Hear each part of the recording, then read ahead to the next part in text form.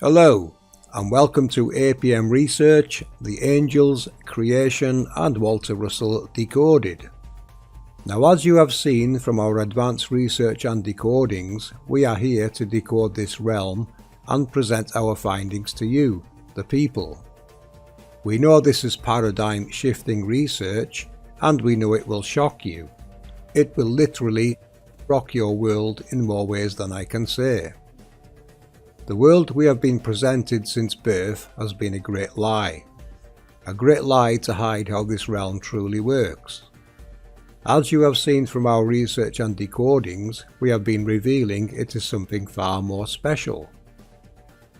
This realm is a very large technological construct which of course reveals a very intelligent creator. The creator of this realm has created technologies called angels that are very much involved in the creation process themselves. We know this research will make your brain melt, and I don't think humanity is ready for all of this just yet, but we are running out of time and you deserve to know the truth. In this video we will take you through how the angels work, how to see and recognize their processes in nature, and how to identify their signature in the heavens. When Nikola Tesla seen Walter Russell's work, he told him to lock it away for 1,000 years, until humanity is ready for it. People of the realm, do you wish to wait 1,000 years for these explanations? No, of course you don't, and it is APM's mission to bring Walter Russell's works to life and decode them for you all to understand.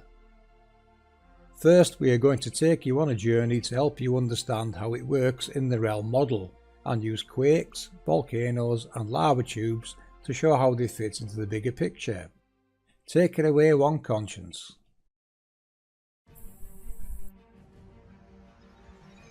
Hello, so today let's discuss the volcanoes again. And as we've said before, the volcanoes are the waste and recycle system of our world. They're the vents to the underworld. Some ancients used to refer to these as their gods. They would even drop offerings like gold, and there were tales of animal sacrifice. That's true. Nowadays, they still leave offerings like leaves, vegetables, incense, candles, crystals, or some of the offerings that people still do. So, let's talk about a dirty thunderstorm. I hadn't heard of it before, so it was new to me, but I'm going to share some interesting stuff about it. A dirty thunderstorm is also known as volcanic lightning. It is a weather phenomenon that is related to the production of lightning in a volcanic plume. Well, how does that occur? Triboelectric charging from fragmentation of rocks near the vent and within the plume of a volcano during eruption offers another mechanism for electrical charging. A study in the journal Science indicated that electrical charges are generated when rock fragments, ash, and ice particles in a volcanic plume collide and produce static charges, just as ice particles collide in regular thunderstorms.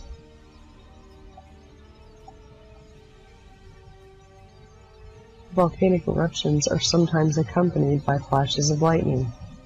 However, this lightning does not descend from the storm clouds in the sky. It is generated within the ash cloud spewing from the volcano, in a process called charge separation. So, what's charge separation? It is the process of an electron in the atom being excited to a higher energy level by the absorption of a photon, and then leaving the atom to a nearby electron acceptor. This is what happens at the CERN facility, specifically relative to the reaction plane in PD collisions in the Alice reactor.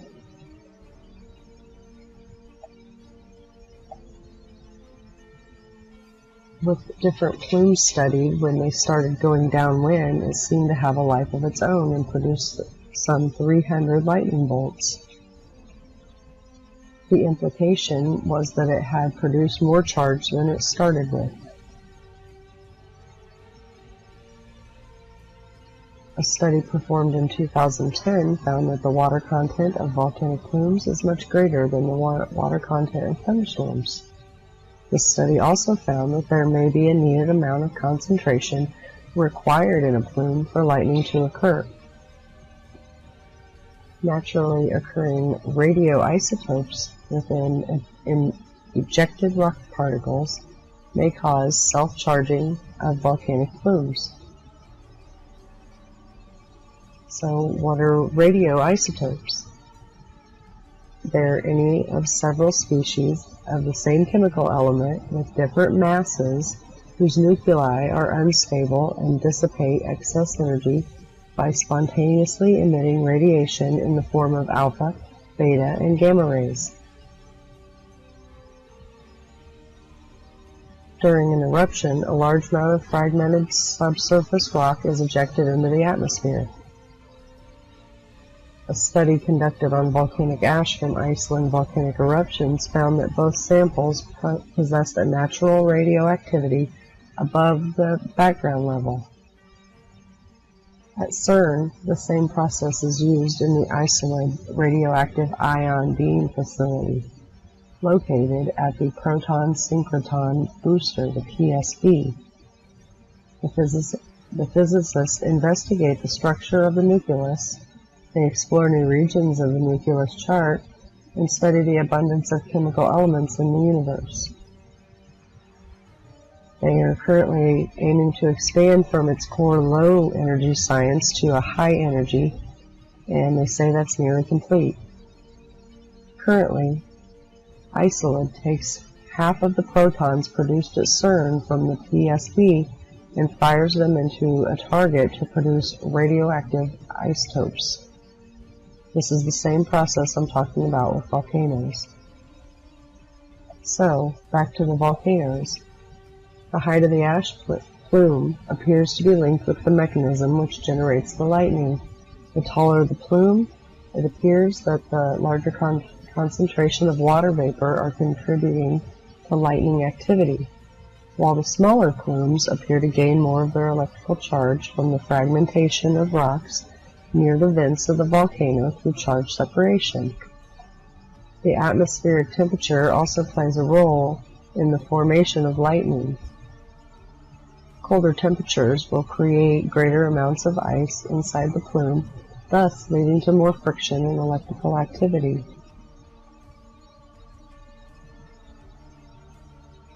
In a study presented in the Bulletin of Volcanology in 2010, it was stated that more eruptions with lightning were reported in winter than in summer. This finding indicates that the lightning activity is driven by magma-derived water rather than atmospheric water. It has been suggested that a byproduct of volcanic lightning are lightning-induced volcanic spherules. These small glass spherules are thought to be formed during high-temperature processes, such as cloud-to-ground lightning strikes. The temperature of a bolt of volcanic lightning can reach 30,000 degrees Celsius. When this bolt contacts ash particles within the plume, it will cause them to melt and then quickly solidify as they cool, forming orb shapes. The presence of volcanic spherules aids in providing evidence for the occurrence of volcanic lightning directly. So, let's take a moment and relate this to our grid and our map and try to simplify it a bit for people to understand. So, to do that, I decided to place these volcanoes on the map with the grid overlay so we can see why this happens. So here, we can see that these fall, a lot of them directly on the grid. So, I thought that was pretty interesting, and it made me want to, look a little further and try to be able to show you guys the cause. So, then I compared it to particle accelerators. Okay, so in this next picture, you're seeing the two of them compared side by side, and I've also circled the areas where there are accelerators and wanted to show how on each side there are these volcanic vents. So that's about all I have. So at this point, I'm going to hand it over.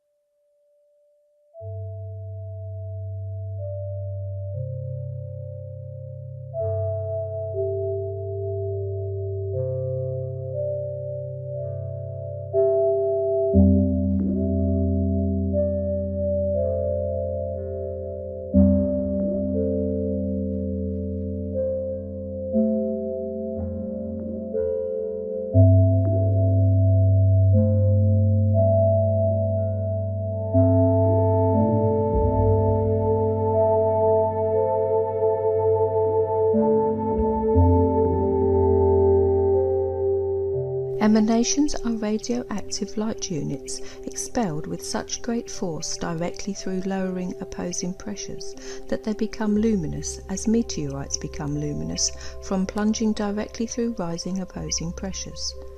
Luminosity, heat and high potential gradually lessen as light units find their orbit in their proper potential positions and float spirally and centrifugally through lowering pressure zones.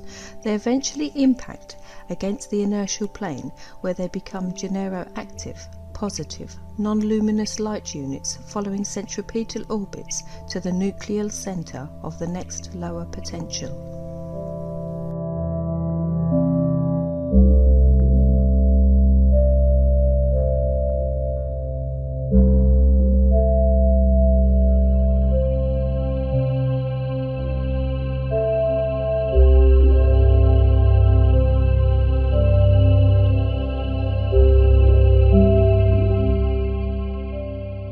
All energy is caused by a disturbance in inertia. The energy impact against inertia is the cause of motion. The energy constant of first cause is registered in waves of varying dimensions of the same constant. The one source of energy is non-variable in its constant. Variability is an illusion of dimension. Energy expresses itself in pressure zones which increasingly resist the disturbance of inertial repose and violently assists a return to that state. Energy locks itself into varying potentials. High potential discharges into the next lower potential. The pressure zones cause an orderly orbital lowering of potential to inertia where energy is regenerated. A sudden lowering of potential would cause an explosion, a flame, or a luminous streak.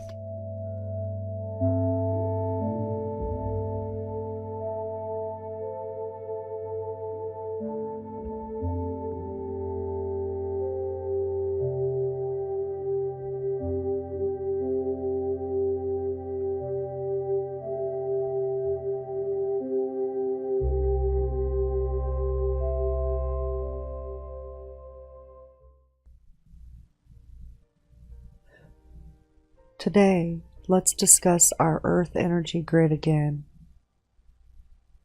As we study Walter Russell's work, we can get a much grander scale of the processes of Earth. The earthquakes are one effect of the compression cycle moving inward towards the center, as well as the vortex of the angels. What occurs with earthquakes is the push starts at the east and west gates and begins to push along the lattice below. On the map, you will notice some Ds are placed. These stand for deep quake areas. You will also notice the circles. These are our Earth's chakras. In the deep earthquake areas, we have some very large technological processes that are either placed deeper or have much larger processes than other regions. These areas record a depth between 200 kilometers to as deep as 700 kilometers. That's what we're told anyways. If they are placed deeper, it would give us an idea of how deep the layers go below. Or, if it is a larger process, it would be much more powerful, which would push down, up, and out with the energy of the process coming into use. An extra point of interest are that deep quakes, which is any depth deeper than 200 kilometers, will lead to a shallower, larger quake by about 1 to 2 magnitudes. Also, when 2 earthquakes hit from these deep areas, the central point, called the fulcrum, will also receive an earthquake. Or, at times, we don't see the effects just as earthquakes. At times, the push and vibration comes in the form of eruptions, which FPD is going to elaborate on a little bit more detailedly here shortly. A volcanic eruption is typically equal to a 5.0 at the minimum on the Richter scale for earthquakes. Once it hits a deep area, this causes a spread out in all directions from the push of the energy. From an APM perspective, this is showing us there are more activations and processes occurring that are following and aiding luminaries in their set paths. These patterns, you will notice when studying them, occur at equal distances repeatedly. Learning these points enables us to see where technology lies below. Most are placed at 10 kilometers deep, but we also have some that lay between 50 and 100 kilometers, 150 to 200 kilometers, then of course our deep technologies. Again, this is what we are told the depths of different earthquakes are. What we have noticed is these follow the sun across. However, there isn't just the sun in works here. There are other luminaries that need to be accounted for and will activate as the luminary moves over these areas, showing these are localized events. We also need to account for alignments, which have shown us in the past will affect the vibration of the grid as well. The vibration will be doubled up as the luminaries get within a certain degree point of each other. These degree differences are showing us where different technologies are located and giving us the double push. Remember, there are 144,000 of these angels below that need to be accounted for. Now, as it moves across the grid, we see the repeatable, recordable data that there's always the same points on surface that show the effects of what's going on below.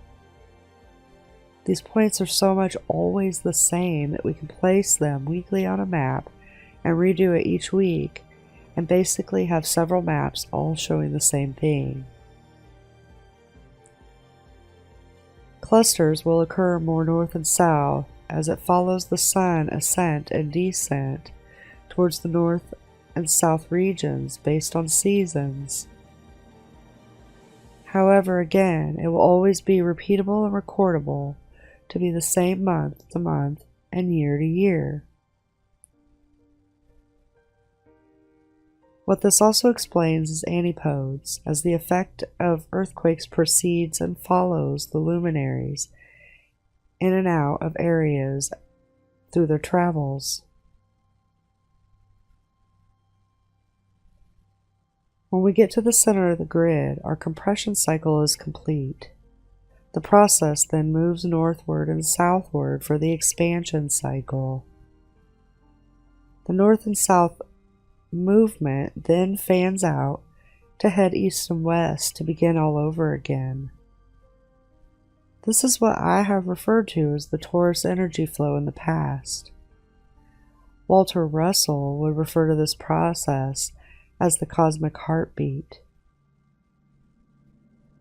Now we can see it and how it works with these visuals to aid us.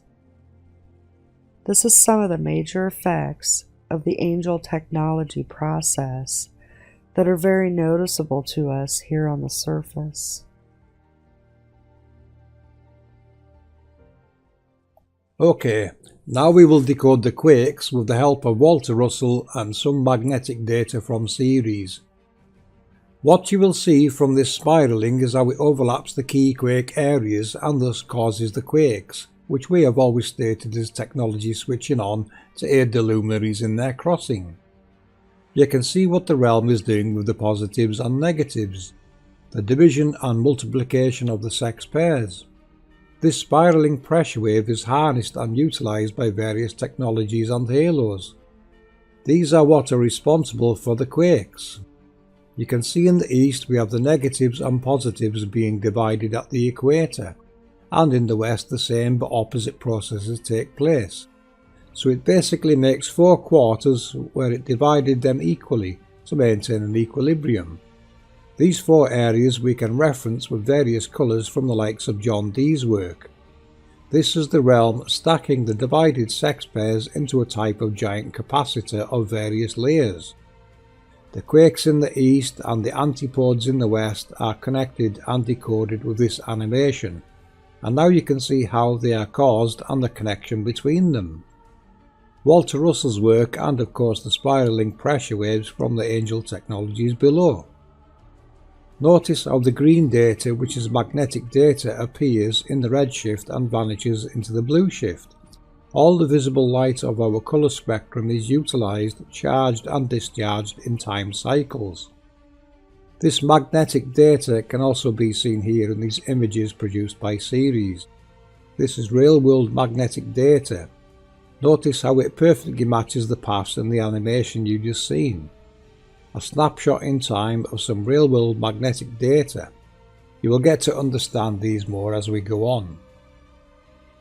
Here's 2 clips from Kim Johnson and SuperDave44 that capture clouds taking the form of paths. This is the electromagnetic data you just seen manipulating clouds.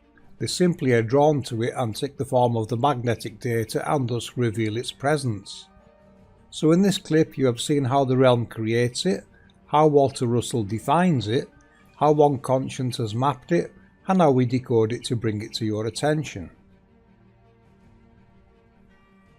In this next clip we are going to decode another Walter Russell image that is very much related to the angel technologies and show you how they are responsible for volcanoes.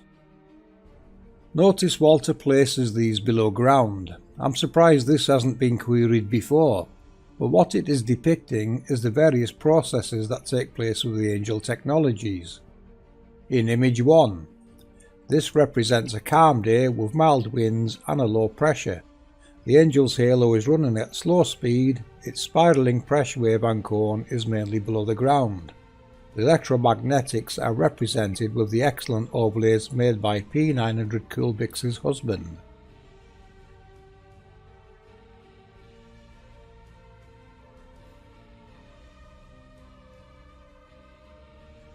In image 2, this halo is running at a slightly faster speed.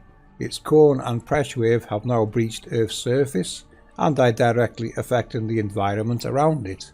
The pressure increases.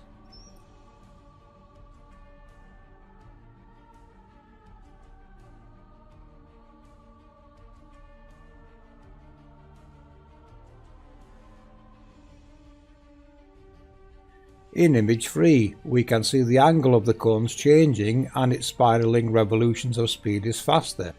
A greater pressure is achieved and of course we get a windy day.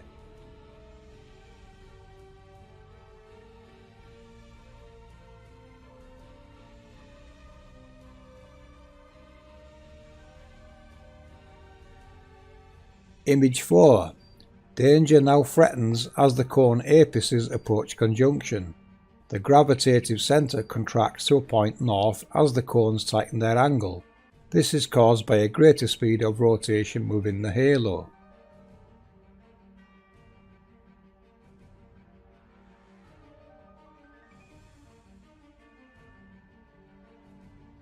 Image 5. The crash as the cones meet at Earth's surface. Energy formerly extended over a wide area is now concentrated to a point of north, or directly above the halo that is generating it. And of course a visual sighting of a tornado, which this technology is solely responsible for. This also decodes the volcanoes, as you can see how this process is responsible for creating them. They are basically in the induction zone of two halos, or coils, as demonstrated here in this excellent video made by DataBeat Dev. Notice it doesn't take long for this magnet to heat up and basically turn into a liquid state. It will then go into nuclear meltdown and fall and basically becomes lava. The realm and its volcanoes of course remove the lava down its manufactured lava tubes, which will exit into the sea to create sand, or become more landmass as it hardens on the surface. These halos may be the seraphim, the fiery ones mentioned in scriptures. Different halos, frequencies, angle of cones and configurations doing their intended purposes in creating, maintaining and destroying, which of course is a repeating cycle. Okay, let's go a little deeper. To explain this more, we will decode another Walter Russell image. The generation and degeneration of mass. To decode this is quite simple. The lower image represents the halo or coil, and its flow at a slow spiralling speed. As the speed increases, its magnetic field is elevated above the halo, and the conquest of centripetal force is achieved. Take note of the diamond at the centre. This is the overlapping cones you've seen in the previous clip. There are two halos with overlapping cones. One is using the right hand rule and the other a left hand rule. This is what is needed to drive the cones together to create the diamond at the centre. The top image is showing us the various angles of the cones, which is produced by different speeds. Simply increase the speed to make a tighter cone. Notice what it is doing is forcing the various pairs of magnetic poles to a point of north, or above. This basically becomes an electric dipole. This is the conquest of centrifugal force. Please take note of the changing angles of the cones that create the diamond at the centre. Ladies and gentlemen, this is how our luminaries are created and elevated above us. This is what I mean by an electromagnetic projection. They can penetrate everything, and they all play a very big part in the realm and interact with every species that lives here. Take it away, Walter Russell, P900 Coolpix and Rihanna.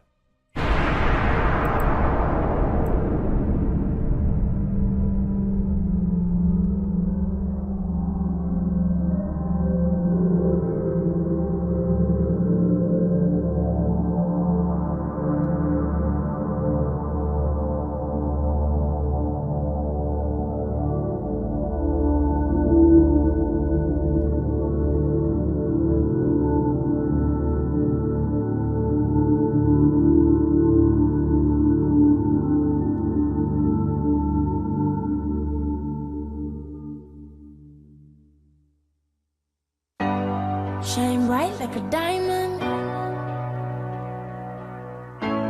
Shine bright like a diamond. Find light in the beautiful sea. I chose to be happy. You and I, we're like diamonds in the sky. You're a shooting star, I see, a vision of ecstasy. When you hold me, I'm alive.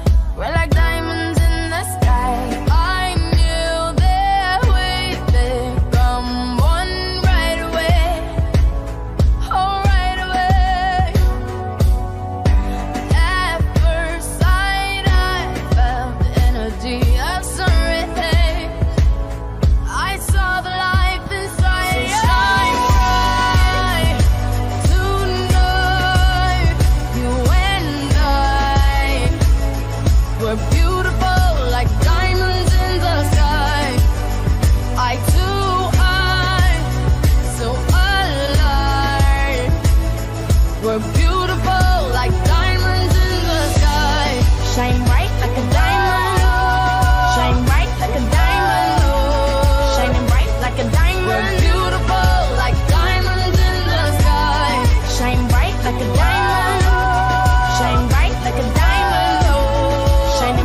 like a diamond. We're beautiful like diamonds in the sky. Palms rise to the universe as we moonshine and Mali. Feel the warmth, we'll never die. We're like diamonds in the sky. You're a shooting star I see, a vision of ecstasy. When you hold me, I'm alive. We're like diamonds in the sky. At first sight, I felt the energy of sunrise. I saw the life inside you shine bright tonight. You and I, we're beautiful like diamonds in the sky. I too, I'm so alive. We're beautiful like diamonds in the sky.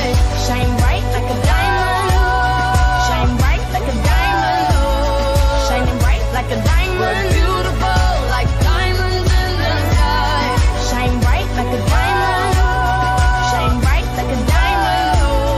Shining bright like a diamond. We're beautiful like diamonds in the sky. Shine bright like a diamond. Shine bright like a diamond. Shine bright like a diamond. So shine bright tonight. You and I, we're beautiful like diamonds in the sky. I too, I'm so alive. We're beautiful like diamonds in the sky. Shine bright like a diamond. Shine bright like a diamond. Shine bright like a diamond. Oh yeah.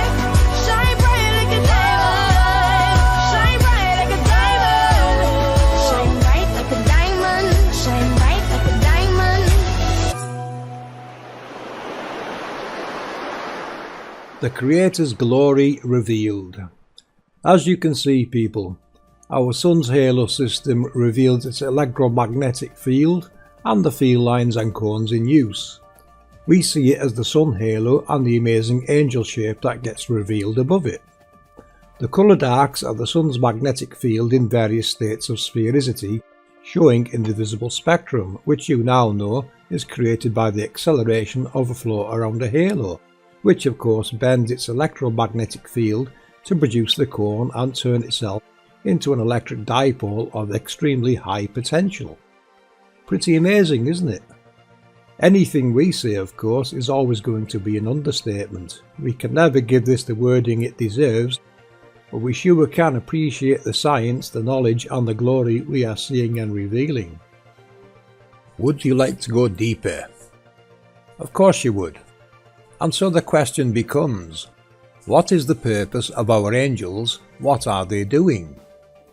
Our angels are all creators in their own right. Let me show you how. This Walter Russell chart digitized by P900 Coolpix will help me explain what is taking place here.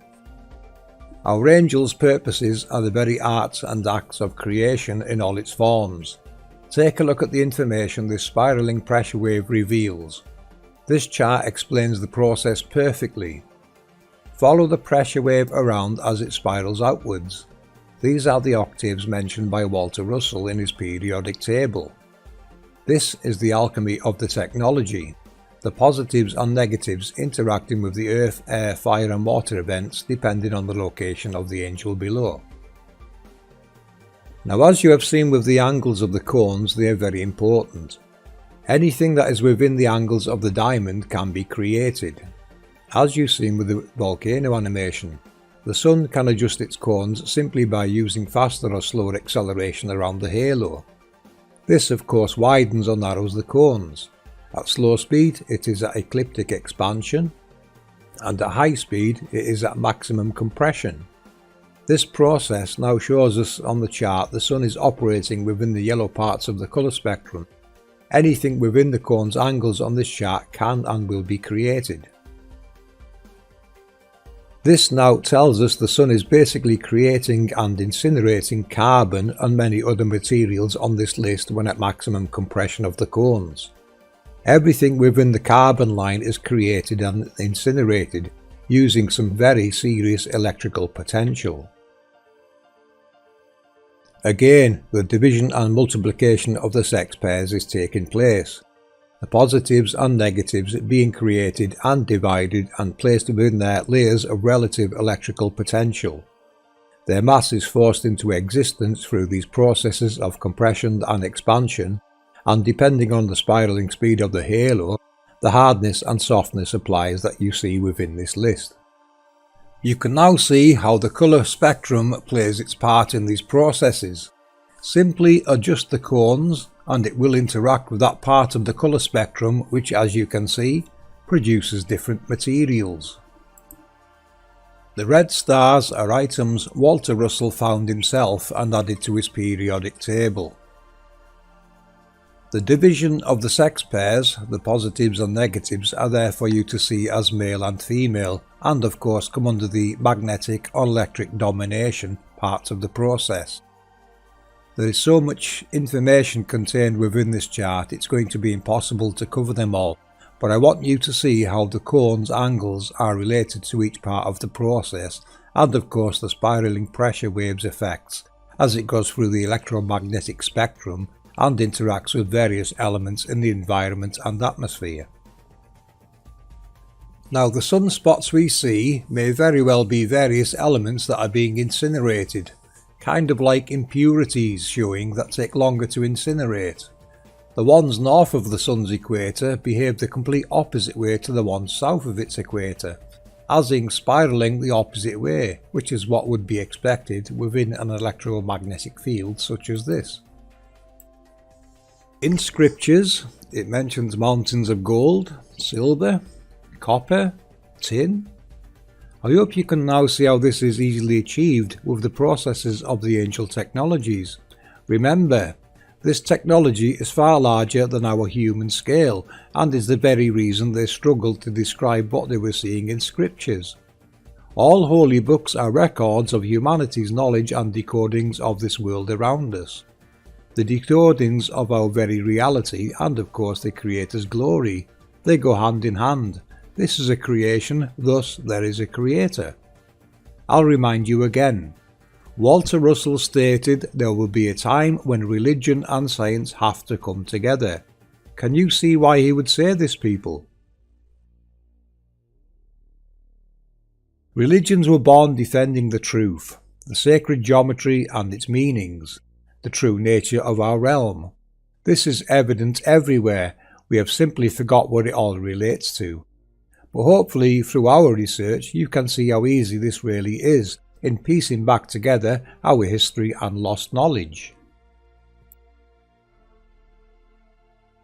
You will also notice Walter Russell added sound to this chart, the octave scale highlighted in red. I'm going to pass you to P900 Coolpix for more information on this part of the chart.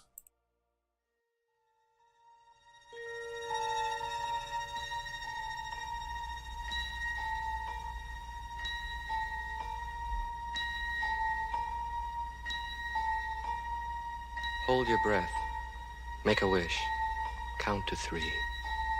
Come with me and you'll be in a world of pure imagination. Take a look and you'll see into your imagination.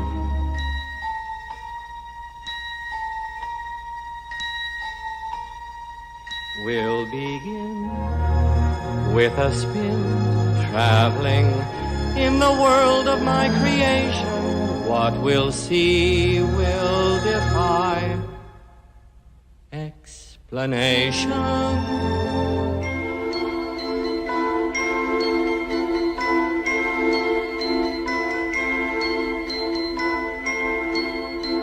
If you want to view paradise, simply look around and view it. Anything you want to do it. Want to change the world. There's nothing to it. As you know, APM Research have been researching and decoding the waveforms, so this is an update on current research and new information decoded. All things in our universe are constantly in motion, vibrating.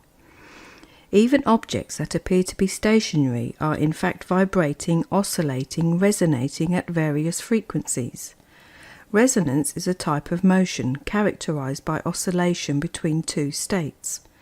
And ultimately all matter is just vibrations of various underlying fields at every scale.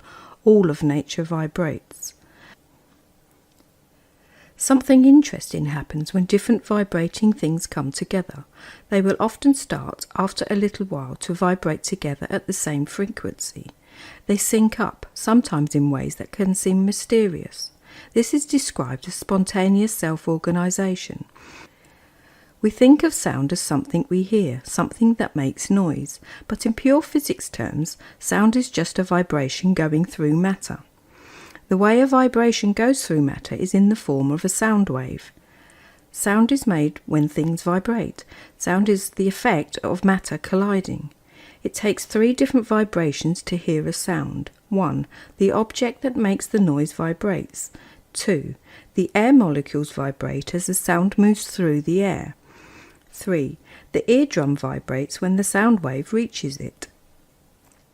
When sound waves move through the air, each air molecule vibrates back and forth, hitting the air molecule next to it, which then also vibrates back and forth.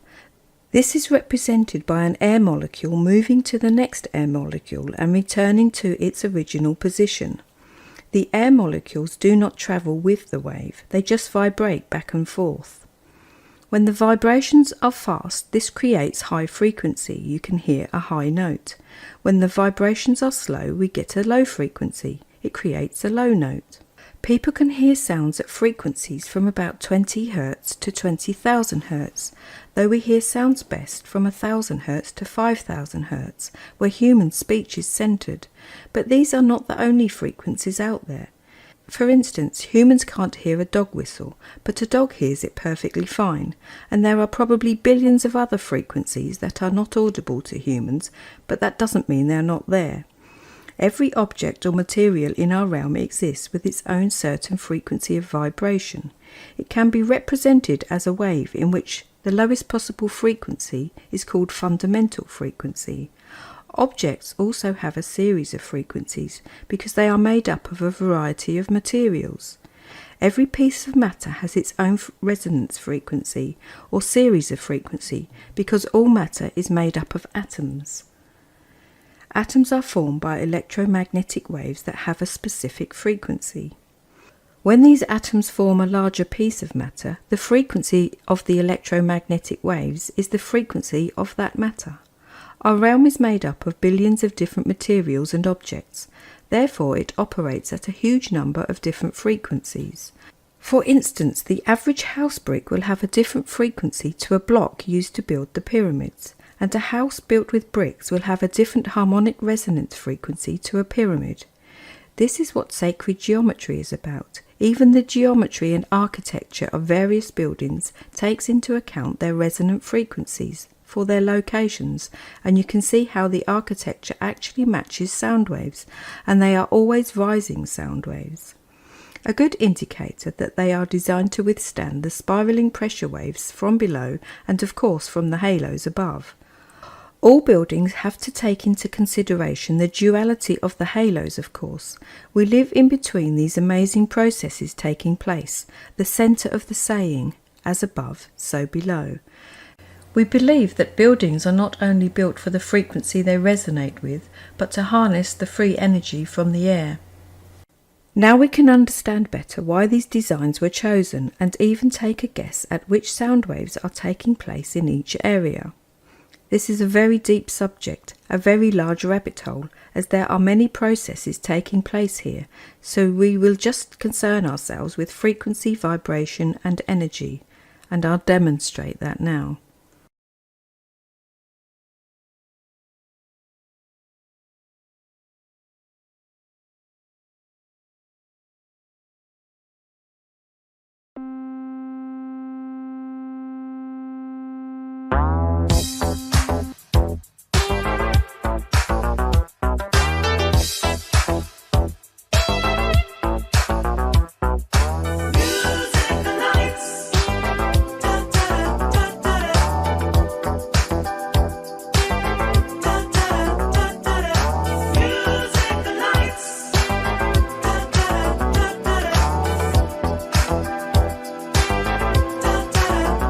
Forget your sorrow, let it all fade away.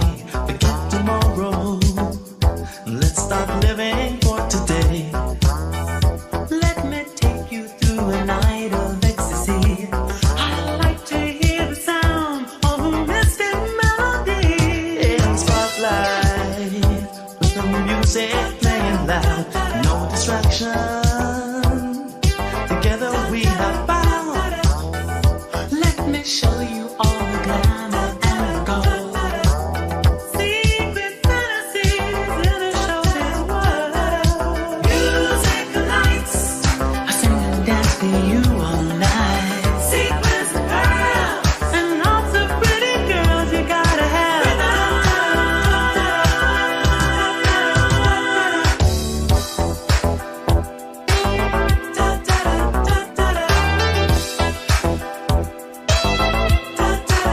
Well, everyone's dancing, and you glide across the floor. Your heart is singing, and they're calling out for more. Let me take you through a night of ecstasy. I like to hear the sound of a mystic melody. Music lights, I sing and dance for you all night. Sequins and pearls, and lots of pretty girls you gotta have. Music lights, I sing and dance for you all night. Sequins and pearls, and lots of pretty girls give me rhythm.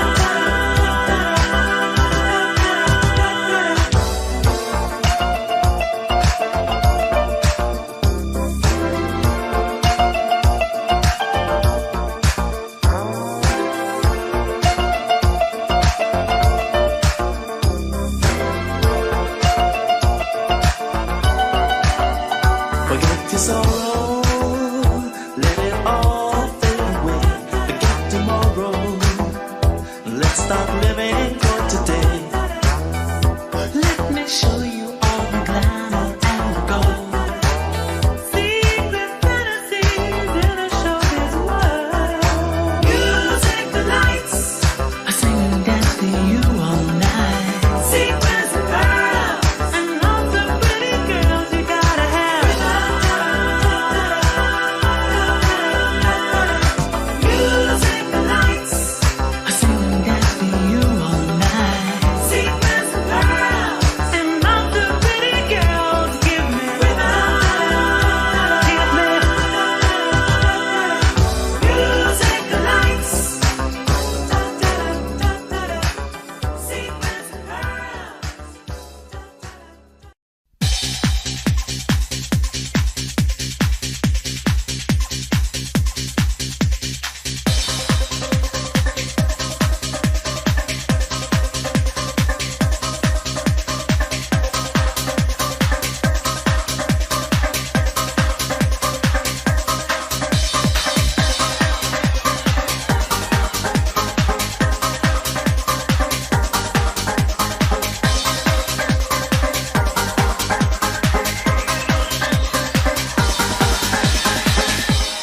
Do you ever question your life? Do you ever wonder why? Do you ever see in your dreams all the castles in the sky?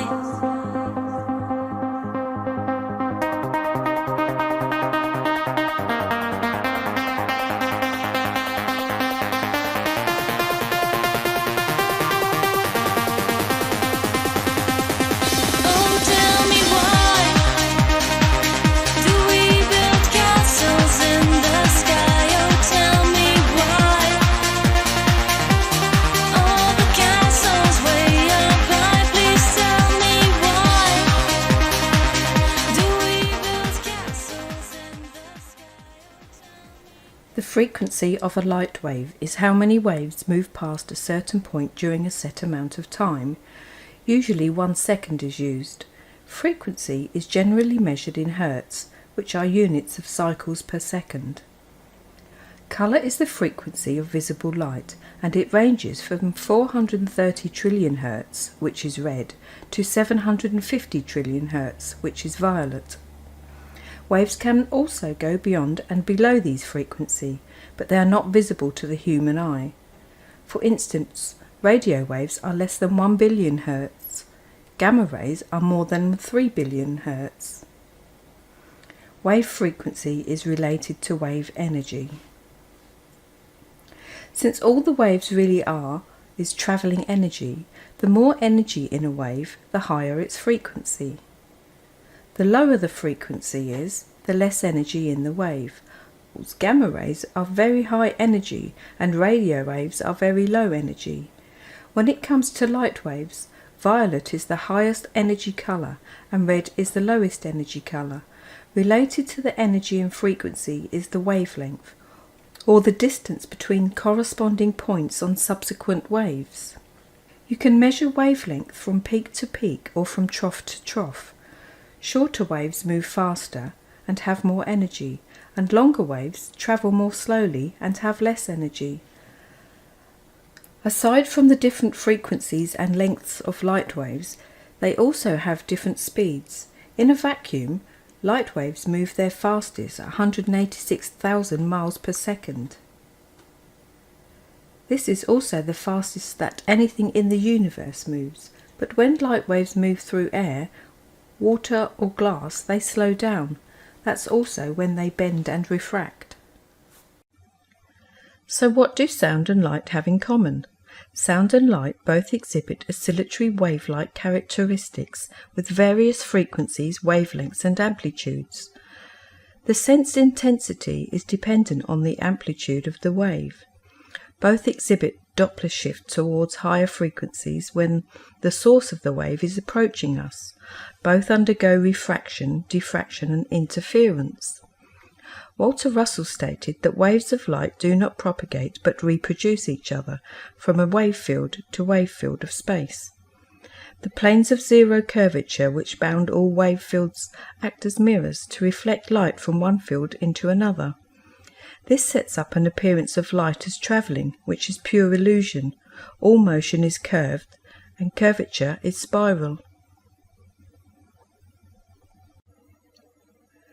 As human beings, we are good at translating vibration. Your body is a vessel that contains frequencies which can be perceived as sound or vibration. To understand vibration, a scientist named Ernst Chaldee put sand on a metal plate and vibrated the plate with a violin bow. The sand arranged into different geometric patterns. Many of these patterns can also be found in nature, such as on the back of a tortoise or on a leopard.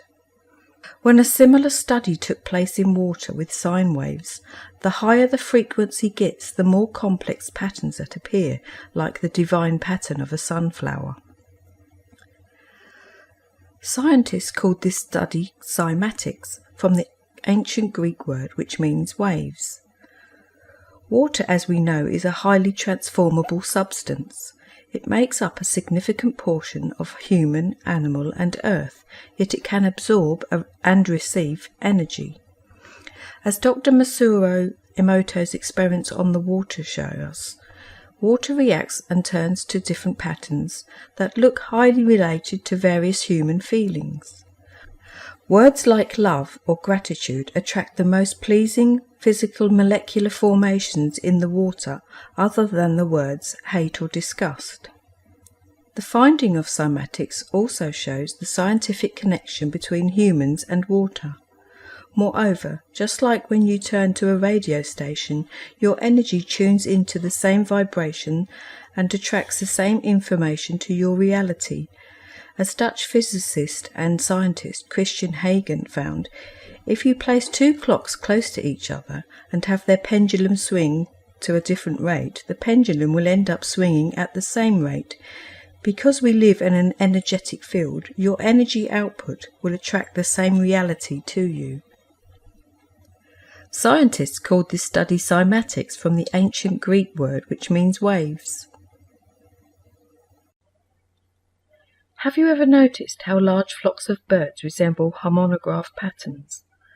It is as if every member of the flock are tuned into the same frequency and therefore easily fly maintaining certain patterns naturally without having to watch and pay attention to the other members for cues on how or when to move. Walter Russell said, "The trouble with humans is in forming wrong conclusions in relation to nature's expressions. We think that elements are different substances and that each substance is permanently existent as such. That is not true. Elements are but different conditions of light pressures. They are the raw materials for fashioning of creation's images in the patterns controlled by light waves. They appear when the pressures necessary for their conditions appear and disappear when those pressure conditions cease. Every element in each octave occupies its own pressure position in its wave. Each element seems to be a different substance as the electric pressure conditions of each position in each wave of matter changes. However, it is not the substance that changes, it is the condition of the substance. Voidance and recreation is one of the simplest and most obvious principles of nature. I cannot imagine how it has escaped discovery during the centuries." The universe is a symphony of vibrating strings, as all objects have a natural frequency or set of frequencies at which they vibrate, including the weather.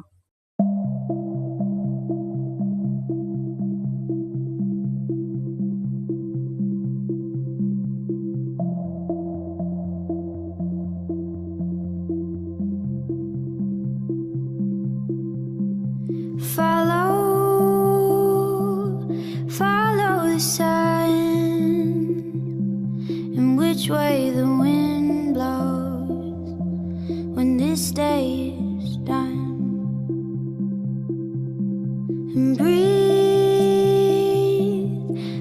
in the air, set your intentions, dream with care. Tomorrow's a new day for everyone, a brand new moon and a brand new sun. So follow the sun, the direction of the bird, the direction of love. And breathe in the air. Cherish this moment, cherish this breath. Tomorrow's a new day for everyone, a brand new moon, a brand new sun.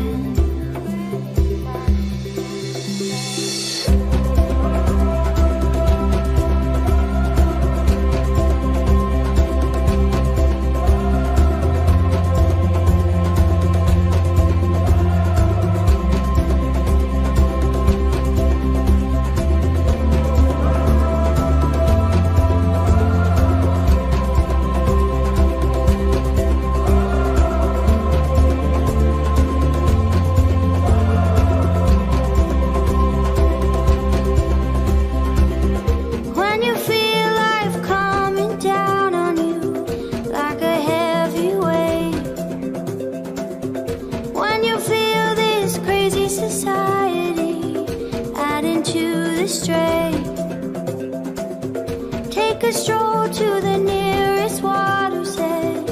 Remember your place. Many moons have risen and fallen long, long before you came. So which way's the wind blowing? What does your heart say?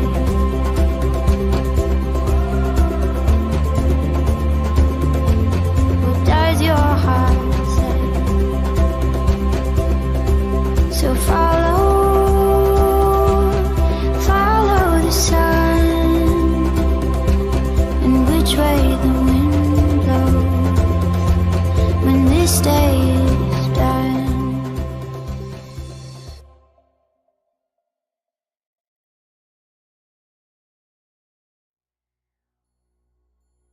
Now we will decode the pyramids. We will take a little tour inside and look at the design and decode it using knowledge already gained. First, I want you to take notice of the shape of the Grand Gallery. Notice how the sides taper upwards, narrowing as it ascends. Where have you seen this before? That is correct, in Walter Russell's work, where his motor divided and multiplied the sex pairs, the positives and the negatives. So what the Grand Gallery is doing is channeling energy towards the King's Chamber.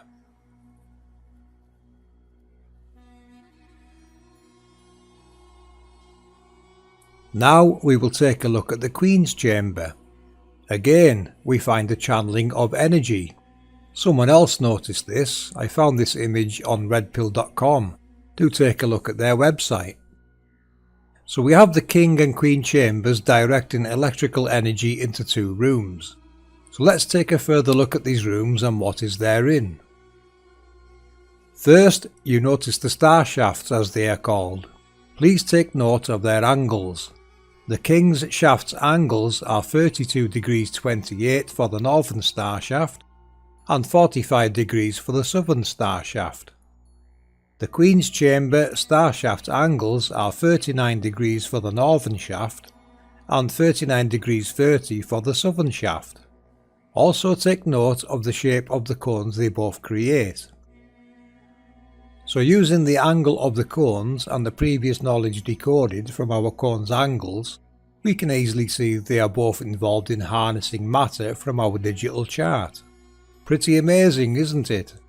These chambers are, or were, involved in harnessing electrical energies and producing elements from the Walter Russell chart. The shafts are also made of granite, which of course is conductive. These are very specific angles of cone for a very specific purpose, as you can see. This is another APM research decode. Brian Forster gave me permission to use some of his clips where he was inside the Giza pyramid and also the Osiris shaft, and reporting on what looks like a black substance. Listen to Brian in these clips and see this for yourself. And as well, one can't help but be in awe of the interior of the Great Pyramid. This is ascending into the Grand Gallery. And here we have the sheer scale and beautiful workmanship of the Grand Gallery. You can see the faceted surfaces. The Grand Gallery is hundreds of feet long, and it's an ominous and awesome experience to be inside the Great Pyramid. Our tour in March of 2020 will rent the interior of the Great Pyramid exclusively for our tour for 2 hours, which is what we do every time we go to the Giza Plateau. We will also be once again exploring the Osiris shaft. So if you'd like to join our tour in March of 2020, the space is very limited, as in spaces. Now we're going to go into the King's Chamber itself. You have to bend over quite a lot. And once you're inside, you see that the walls and the floor are solid, very thick blocks of Aswan granite. And you can see very tightly fitting together. And this is the wall. Once again, the beautiful Aswan granite brought from more than 500 miles away.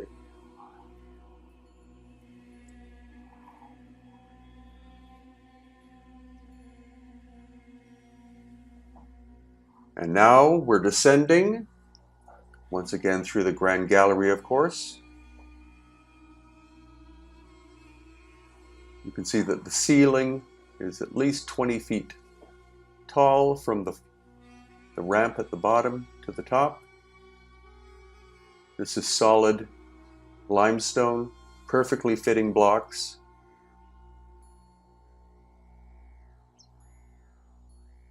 And now we're going to enter the Queen's Chamber, quote unquote. The labels Queen's Chamber and King's Chamber are false. because this, of course, and hopefully I'll never have to say it again, the Great Pyramid was not the tomb for anybody. It was a giant energetic device. So once again, beautifully polished limestone surfaces, super tight fitting.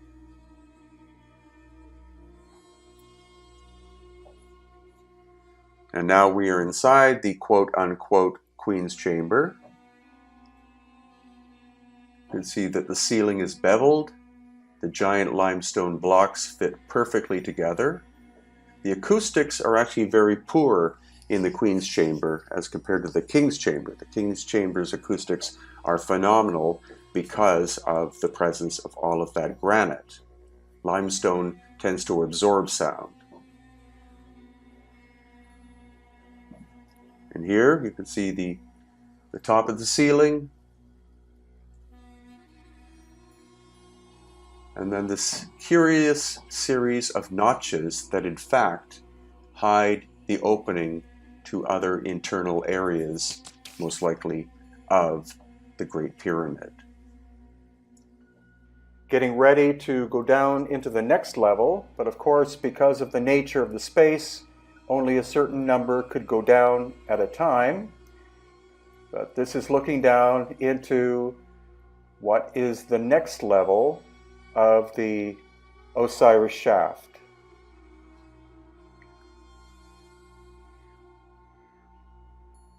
Again, cut into the bedrock. This could not have been done with hand tools during the dynastic period, with bronze chisels, etc. So now we're down in the next level and looking up to the level above, which was the small room.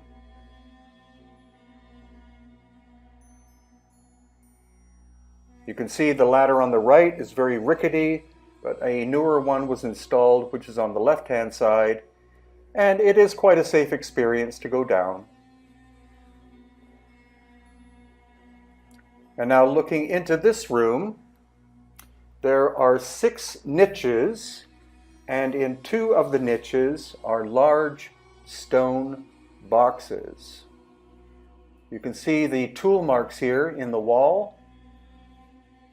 The lighting isn't that great, so flashlights, of course, were required. And then, again, this is one of these stone boxes you can see on the left. Very mysterious.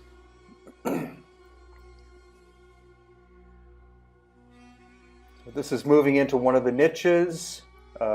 Again, 4 of them are empty.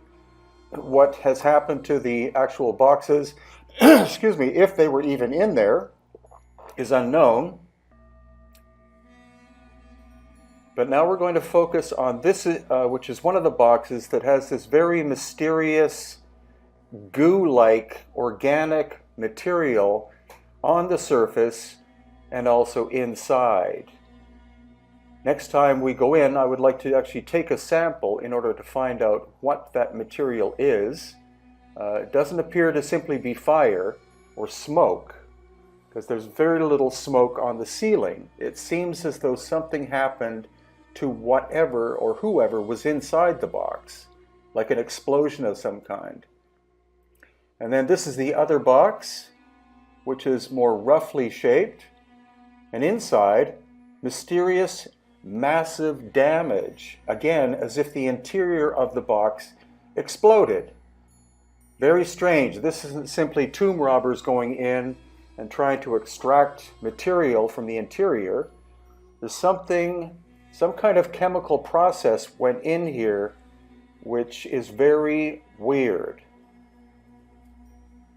So again, looking up the ceiling, there are bits of splat, but not what I would call smoke or carbon material from a flame. Some other kind of strange phenomenon occurred here. And this box, supposedly the material is not granite, it's not basalt, it's not syenite, it's not diorite. It's a stone that is not found in Egypt. So weighing in at a minimum of 30 tons, where did this stone come from? How was it shaped? And how was it brought down the shaft system into this niche. Here again you can see the tool marks, very similar, almost scraping like tool marks. And then we're looking down into what will be the actual bottom level of the Osiris shaft. This is Yusuf Awiyan, who was one of our guides. The water that he's in is crystal clear, and he's standing on top of another giant box that's submerged underwater. So we are presently 200 feet minimum underground in the Osiris shaft. And there is underground water, of course, at Giza,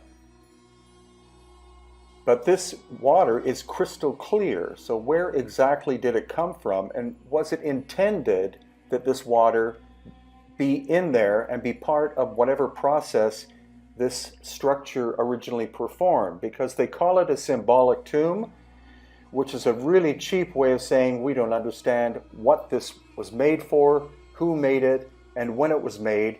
It's clearly megalithic, and thus it's likely at least 12,000 years old and was found by the dynastic Egyptians.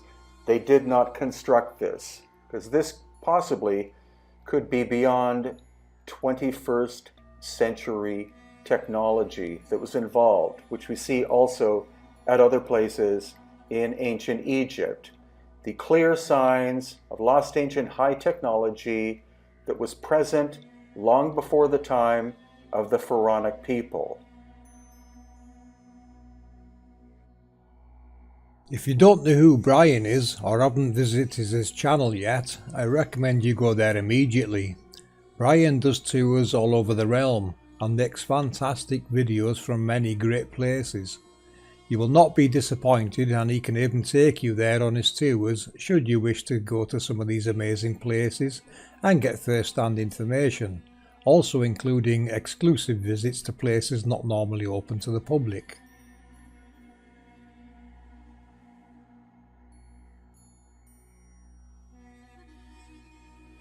Okay, so knowing the angles of the cones, we can add a protractor and see where on Walter Russell's chart the cones are designed to operate within. We will do the King's angles first, so that's 45 degrees south and 32 degrees 28 north. And the Queen's angles of 39 degrees for the northern shaft and 39 degrees 30 for the southern shaft. This places the cones in this region. If magnetic declination is a consideration, which I think it is, it gives us this configuration. You can see now what was being produced within the King's and Queen's chambers by simply using this chart. Amazing stuff, isn't it, people? So my decode of the pyramids is that they are designed to harness energies from the passing cones of various luminaries that pass by, or angel technology that permanently resides below the pyramids. Remember, the six-winged sarcophagi of Tutankhamun? This represents a sealed room below the location it was found. If you remember from scriptures, they were made very ornate, cast in gold, and even jewels were added. This is one of those sarcophagi, and it represents a sealed room below. One of the 144,000 sealed below, to be precise. Remember, scriptures tells you the underworld is their prison. The six wings represent three cones, which obviously relate to their three modes of operation, which will produce different angles of cone as you've seen in the Walter Russell image decode. A left-hand rule cone, a right-hand rule cone, and of course ecliptic expansion, where the cone is virtually horizontal and running at its slowest speed. Isn't that amazing, people? Everything is falling back into its original context and making more sense. The King and Queen chambers represent the positives and negatives of electromagnetism, and Brian rightly stated that they are not the burial chambers of people, and it is in fact a giant energetic device. So a brilliant deduction and decode by Brian, and now more information from APM research that can shed more light on the subject. To reiterate, this pyramid with these angles of cones are operating within the yellow parts of the colour spectrum. This is involved in creating matter in the carbon line. This can include gold, silver, zinc, copper, and of course others. This is a very large electrochemical process. All ancient sites can be decoded using the APM digital Walter Russell chart to reveal the angles of the angel's cones by simply seeing what is being mined in those areas. It's as simple as that, people. They are either harvesting the energies to produce their own materials and or mining and or creating any of the materials on this chart.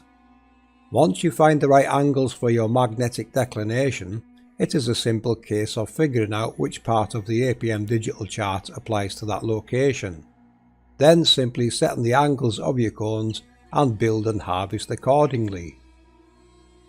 This is obviously not to the correct scale, but will serve its purpose to demonstrate how the pyramids and associated sites would play multi-part roles in harvesting and utilising the spiralling energy waves of electromagnetism across many sites. These installations can be found all over the realm. Today's man-made sites may look a lot more modern, but they are all still doing the same processes. Sites being mined that don't have large structures nearby are more than likely areas that are in a state of dormancy, awaiting their turn to come online and do their intended roles. There is no such thing as an extinct volcano, it's just waiting for its time to come online and do its role. Do you remember the Mexican pyramid they found amounts of mercury below? Hopefully you can see now how this is easily achieved. I'm going to pass you over to Jason now for some serious science and numbers Jason decoded whilst working on this project.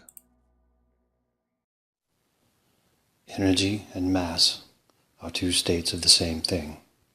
What we call atoms are equal and opposite electric charges held apart by a magnetic dipole. The energy is held in the atom as potential that we associate with mass.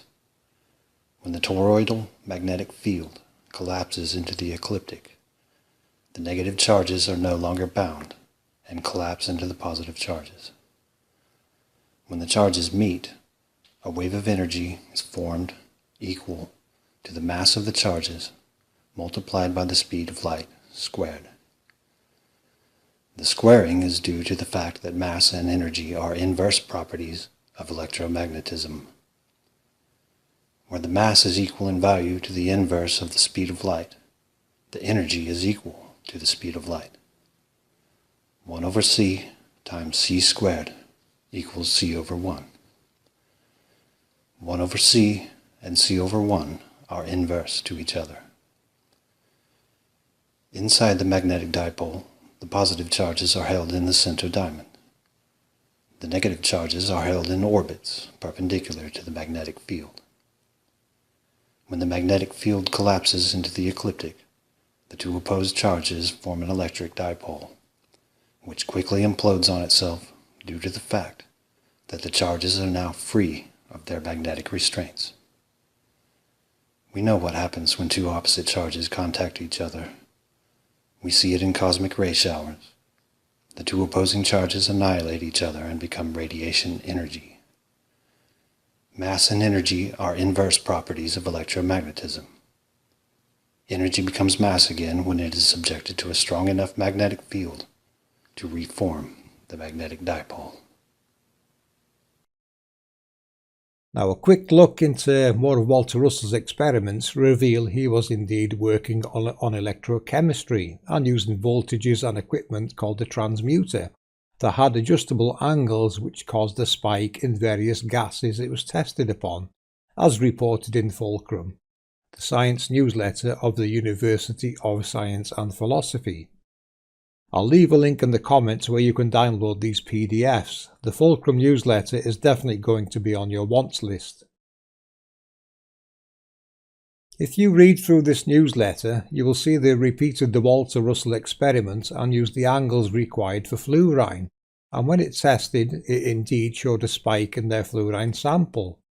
I highly recommend these PDF files of the Fulcrum newsletter to add to your collection in your quest for science and knowledge. that contains some extremely useful information for those seeking more explanations and answers, and will give you a breakdown of the equipment that was used should you wish to look into building your own devices for experimenting in this field of research. Now, I'm sure most of you have seen Roy, YouTube name Vinnie St. Vincent, and we have featured a lot of Roy's work in APM research videos. Roy is a guy that conducts his own research and experiments with various methods of approach and focusing on ways to try and conduct free energy. He builds his own test rigs and will happily explain everything to you and break down what is taking place. We have been liaising with Roy and passing on information that we think would help further his research and experiments, from knowledge gained from our own research and decodings, mainly related to expansion and compression, and helping Roy understand more of what Walter Russell's work is actually explaining to the viewer. From this information, Roy built a mechanical device of which he is going to be testing, explaining, and giving you the data he can extract from its operation. Roy has also taken it a step further, being the creative guy he is, and built another model based on what this information and design is showing him. Roy will also be running tests on this new model and recording the data, and ultimately share it with you, the people. Roy will do his best to take you through all of the processes in nature that the greatest minds of modern times have shared and help you understand what they relate to in nature, and help you understand the processes taking place within his model. And he will show you the empirical data as and when he has recorded it. I'll leave a link to Roy's channel so you can go and browse his extensive video collection and of course keep up to date with current experiments. What's up, my fellow YouTubers? This is Roy back again. And Mr. Vincenzo over here. Say hi. He's doing his rounds. Protect the dad. So I've been working hard on this. I'm not going to run it right now. I'm still in the midst of aligning all this stuff up. North poles, you'll find this very interesting. North poles facing out. And then when you get into the inside, it's all south. And basically what I have set up here is, the top is, even though it's screwed, I had to screw it, but it's floating because the two magnets in the center here are south and south. And the magnets are so strong, it's holding up the wheel, but the wheel wants to tilt over. So I try to create a box just to slide the top in and let it hover on top. And basically it is, but it wants a kick to the side. So I had to throw a screw in there on each side. But it's pretty interesting.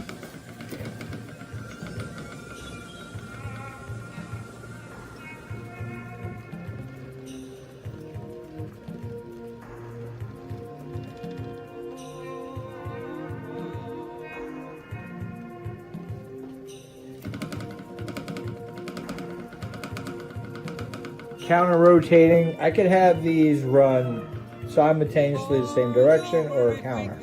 So this is going to be a good run of experiments. And you can see that a lot of induction on that top one there. The bottom one, a little less induction. And I'll have controls here on these variable resistors. Two separate coils, bifilers, two separate transistor systems, two separate variable resistors. Stay tuned. This is going to be pretty cool.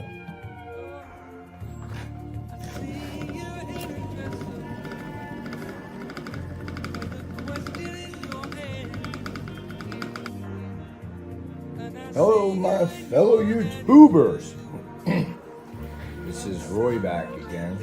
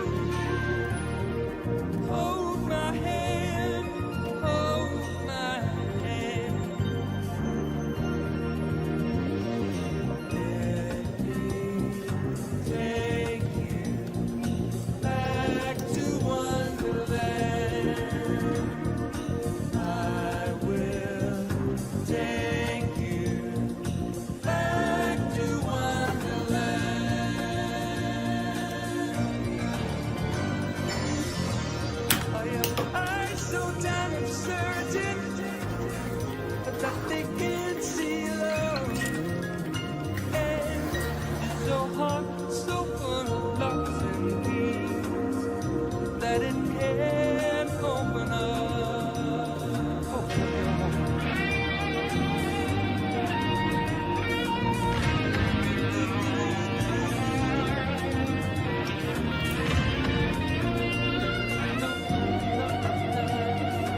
You guys leave your comments. I'll post the video up on Big Juicy over here. Do I need to give you a little taste? You guys want a little taste? You guys don't want a little taste, do you? Do I have it all hooked up? I don't know. Hell no. Stuff falling apart here. You guys want a little taste, don't you?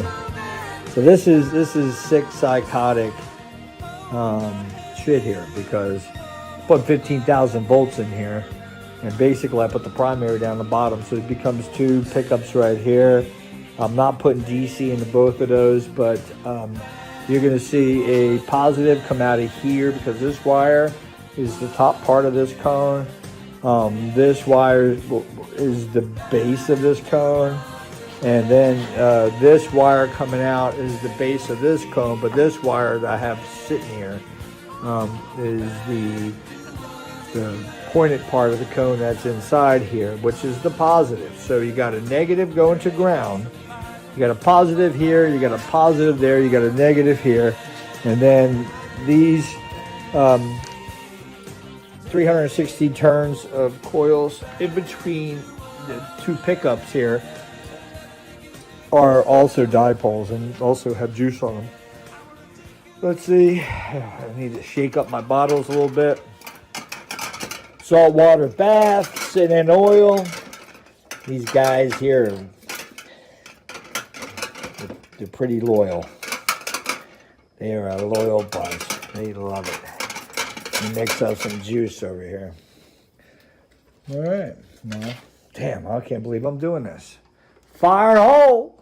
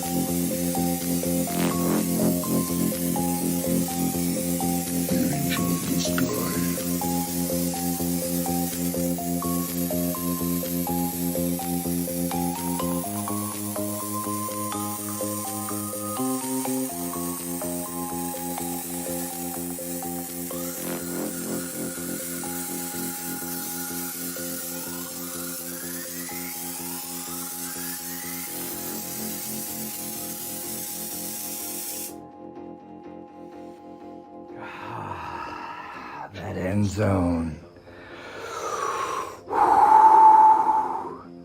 Love the breathe. It's fresh air. Ionized. Leave your comments, guys. Peace out.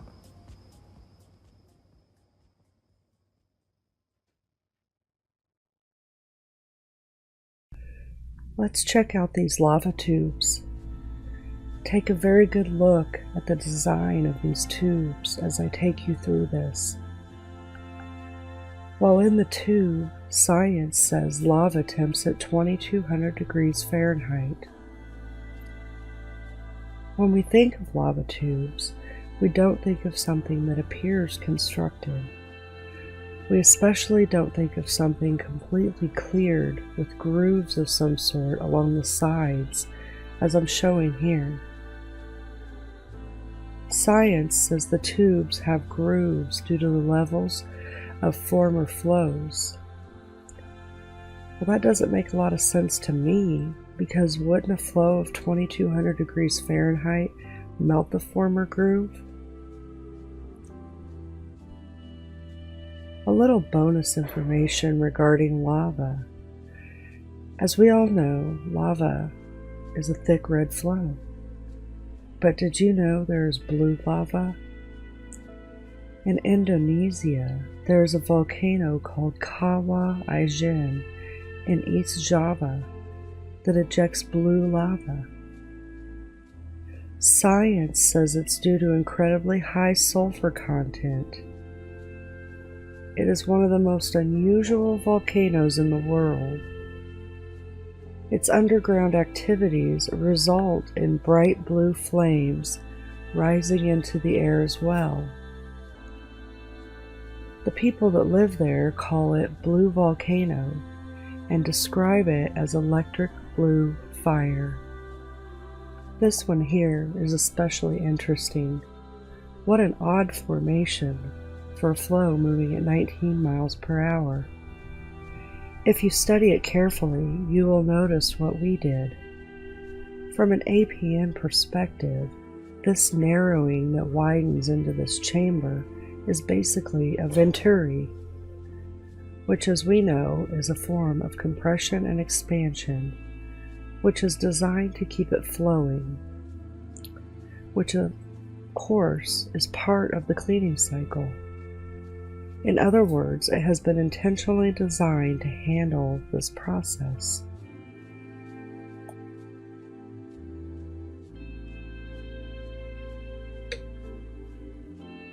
So, let's sum up the blue lava. Now that we understand the process a bit better, we can relate it to Walter Russell's chart with the cones and angles that are needed to produce these elements. The results of the blue lava indicate that emissions of Kawah Ijen are dominated by acid water outflows, especially for the ligands chloride, fluoride, bromine, with active fumaroles contributing significant semimetals, selenium, arsenic, antimony, mercury, as well as carbon and sulfur. As we look at the Walter Russell chart, we can see the elements being produced using the angular layout. Sulfur being the largest for this particular area, causing the very, very rare blue lava seen in this one volcano in the world. As we know, specific angles produce specific elements. Now, as I cannot elaborate yet the way I'd like to with chemistry, we can see the different angles of the cones making the different elements that have been identified in this particular volcano. The largest set sitting at 10 degrees north and 10 degrees south. all of the elements produced are of the female domain, as well as all in the magnetic property domain. It must be a mixing of these particular elements being mixed at these specific quantities, and then mixing with oxygen that make the blue lava. This is creation before your very eyes. This is the angels creating as they have been designed to do.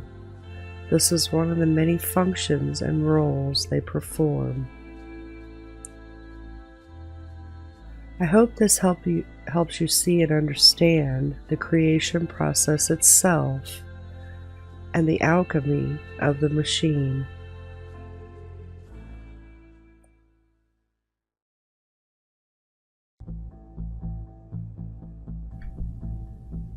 The spiral was an ancient symbol throughout the world, attempting to explain to us the workings of the angels and nature. Just a reminder from Walter Russell's work, All Motion is Spiral. We're going to show you what is sacred about the spiral today.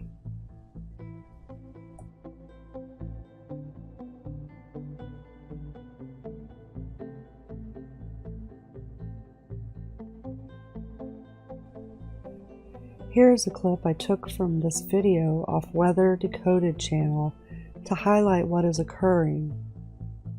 Let's check out some weather patterns. Notice how they appear to switch on and off. I want you to pay close attention to the spiral patterns that are clearly generated locally. What you are seeing here are the angels coming online to create the current that generates the wind and creates all we call weather. You will see the weather patterns as the storms move west to east across the United States. Notice how the storms arrive in different areas and display their spiraling vortex motion. This is a very obvious signature of our angel technologies. As the electric current is passed through the spiral conductor, it is generating a magnetic field. These are the field lines moving and not our planet, as Roy demonstrates here. Now we're talking about an advanced Linky here. All right, guys? Advanced. Now, if you were to take an axle and throw it through the center, we're going to show not the Earth turning, but we're going to show the field turning around the Earth. Now, one thing I want you guys to see here is you're going to be looking at the curvature in the center. And this is the center of the planet. You're going to be looking at the curvature, and you're going to be looking at the magnetic field coming out from the curvature, coming around through the center. So the magnetic field is spinning is what we're talking about here. Now I want you to look, because you're going to be looking at, when I do this, what you're going to see is a field moving out from here, around, back around again. And then you're going to see a field coming out from this end and coming back around.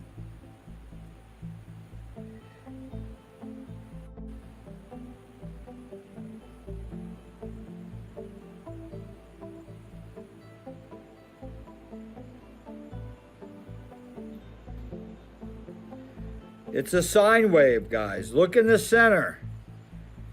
It's creating a sine wave. And also in the outside part.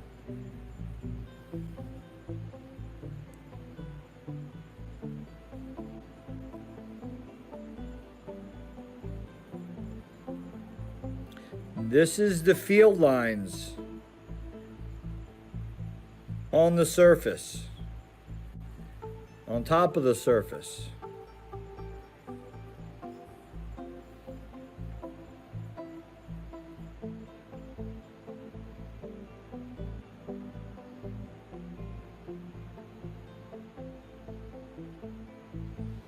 You can see the energy, you can see the movement where it comes out, goes around, comes back out and goes around and moves, it comes within itself. So it got me thinking.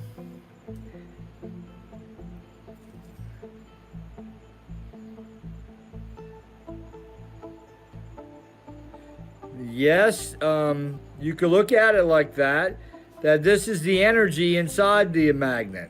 The material, like Ed says, the material of the magnet is not the substance. I'm showing you guys now the substance, on how the substance moves. You see that? You can see that it moves in and outward.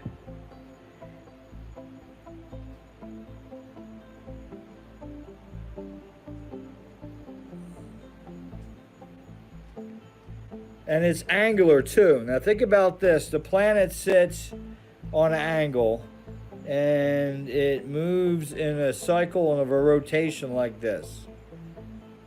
Now, is the planet turning? No.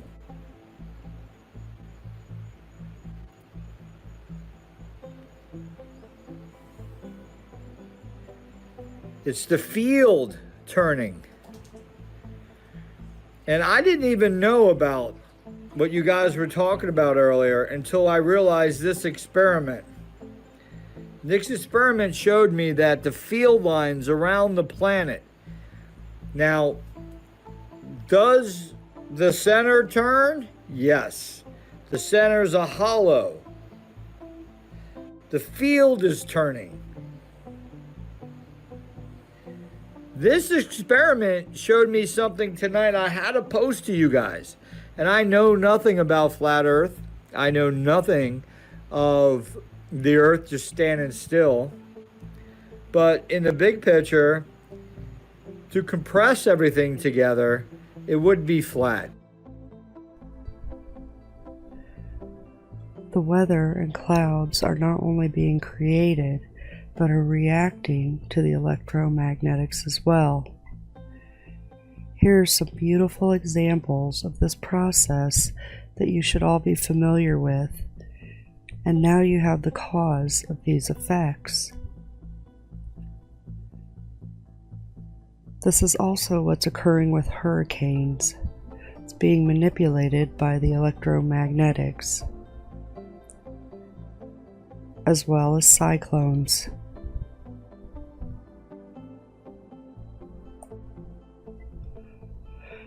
Just as spirals are found all over weather patterns, they are also found all over nature itself.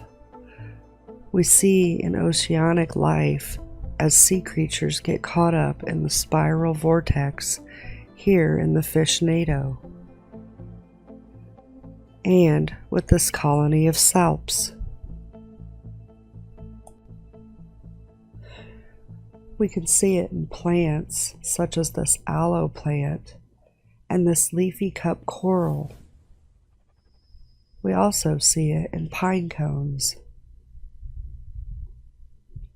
in animals such as this chameleon's tail or the snail's shell, as well as the sliced snail shell exposing the inside of the shell.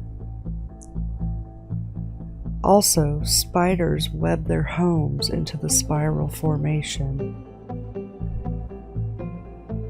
Our own DNA strands show us the perfection and beauty of the spiral. We also can look up to the heavens and see the spiral in galaxies, as we can see in this clip here.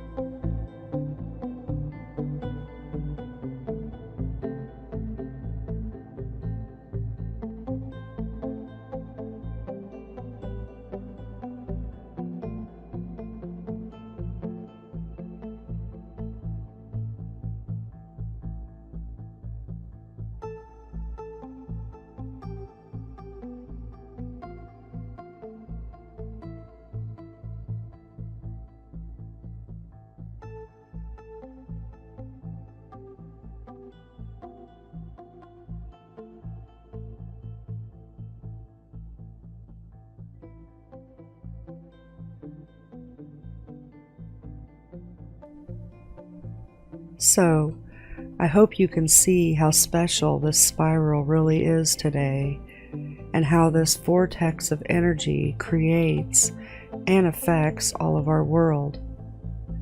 This is one more way we can see the angels at work, performing their given tasks. Remember, there are 144,000 of these at work in our realm.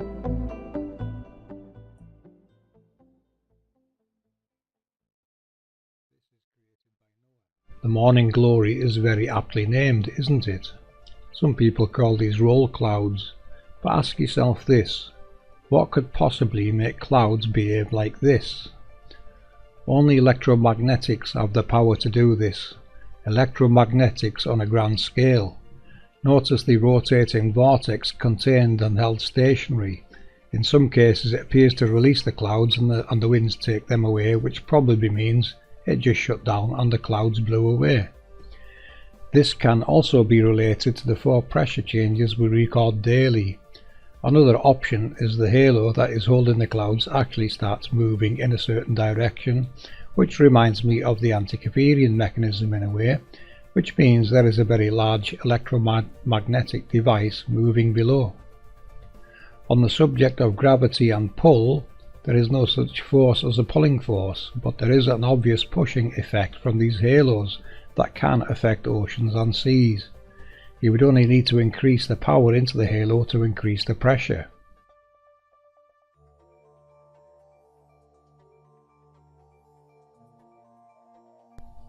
These halos can be seen stretching for hundreds of miles and are very predictable in some locations.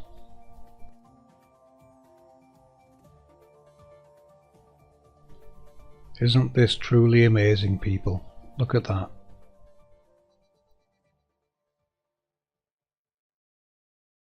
Hello and welcome to APM Research, the Lunar Wave Decoded.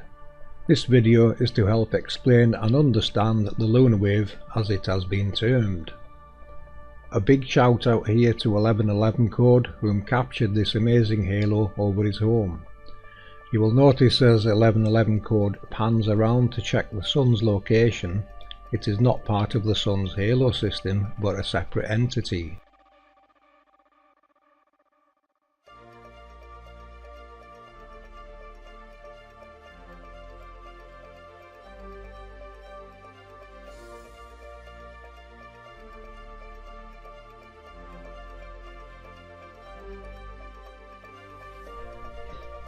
We have covered these in previous research, so this video will help unite them all. Here are some previous research videos on these stationary halos. This is Crow 777's video capturing what he called a lunar wave.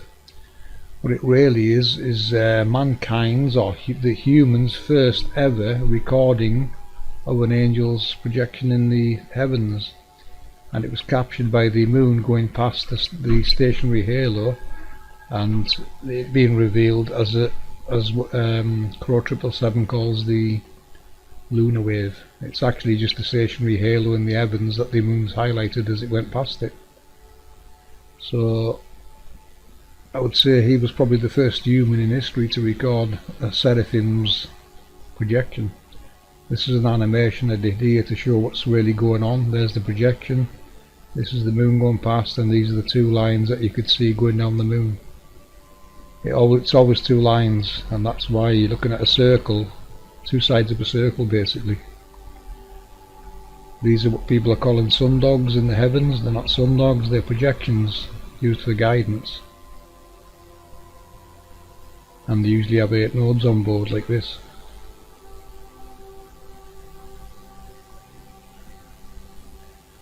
You'll see them. When you see these sundogs, you will see these around it. So we'll give Crow 777 a little award for that. First human ever to capture Seraphim's projection.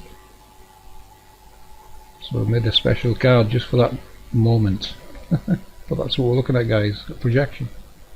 These waves that people call them, they're just projections from the technology in the underworld.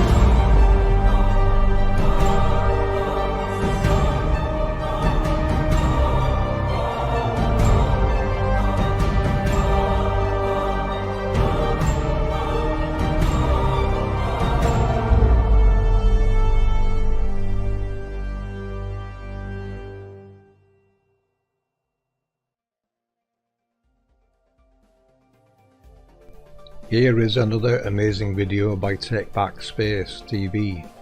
In this clip you can see Jupiter highlighting another stationary halo in the foreground. You will have to remember, all luminaries will highlight these halos. It is not unique to just the Moon.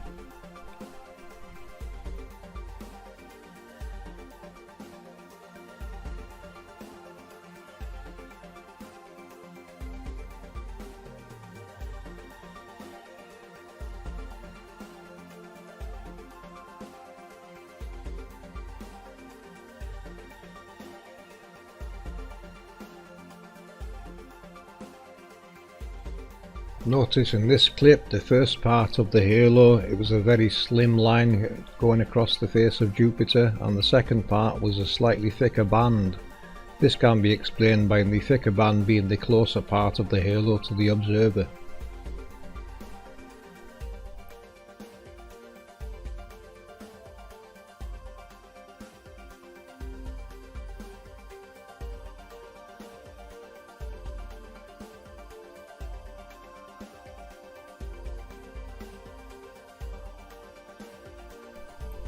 Here is another amazing capture by John McKeon, who captured another halo as Jupiter highlighted it in the foreground as it was passing by in the distance.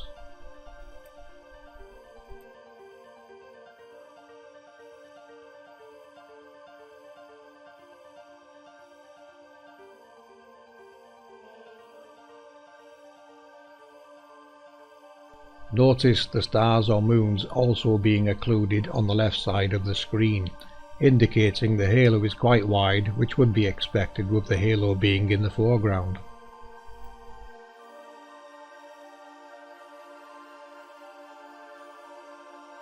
These halos are really responsible for that shimmering effect we see in the heavens. They play a big part in that, as such is the nature of an electromagnetic projection.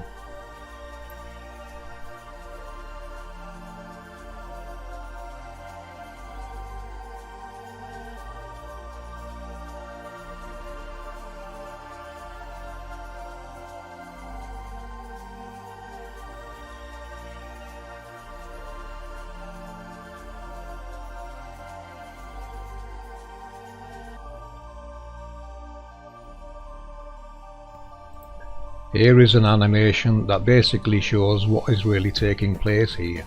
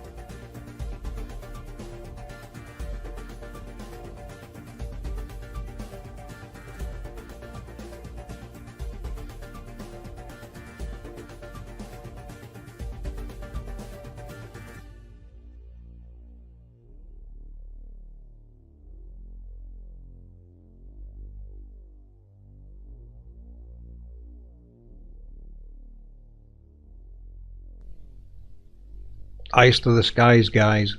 People everywhere are recording the sun halo now. You can see these in some of our halo focus videos and some of our presentations. So a big thank you to all of those people helping capture these and sharing them with the world. These are very special. Look for them and you will see them. Here's another stationary halo being captured by Sandra. We originally called these Seraphim from our Decoding Scriptures 2 video, where we link them to sarcophagi and scriptures.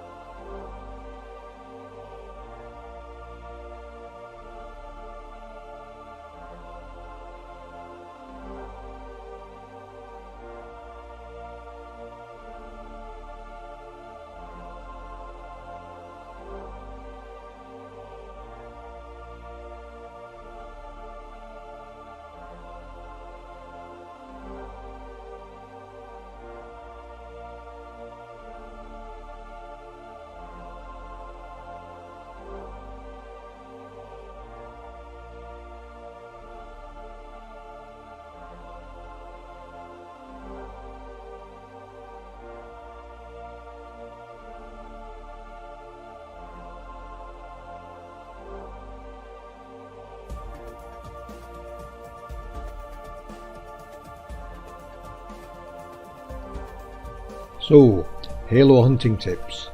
Once you locate one, mark it with your compass or the general direction you've seen it. Now wait for one of the luminaries to pass in the background and record it. You will capture the projection as the moon, for instance, passes in the background.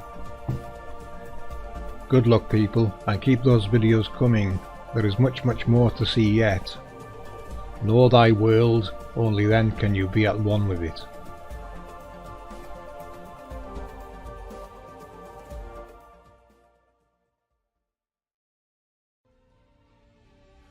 This is the current model I have been recreating of our Sun's halo system.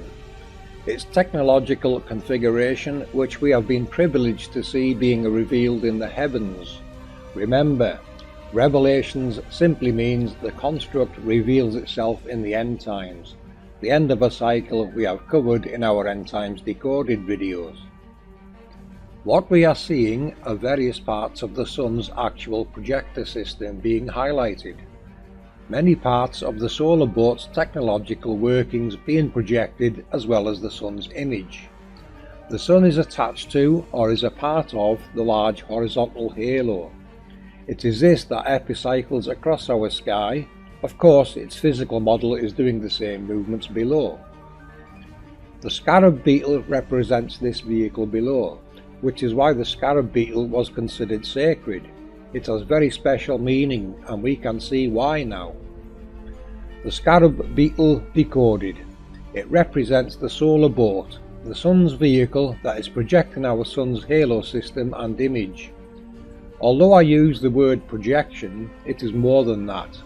It can physically interact with the environment around it, converting elements to matter as it goes. They all operate on this same principle. The moon also has this same halo configuration, but appears to be doing a reverse role. Watch them in the sky people, you will see and capture these very special reveals sooner or later. This is what they are trying to hide, the true nature of our realm and how it really works. So we have a large horizontal halo which contains 8 nodal points, which we have previously referenced in many decodings, of which are doing different functions. We have a smaller horizontal halo at node 1, which is where the Sun's image seems to be originating from.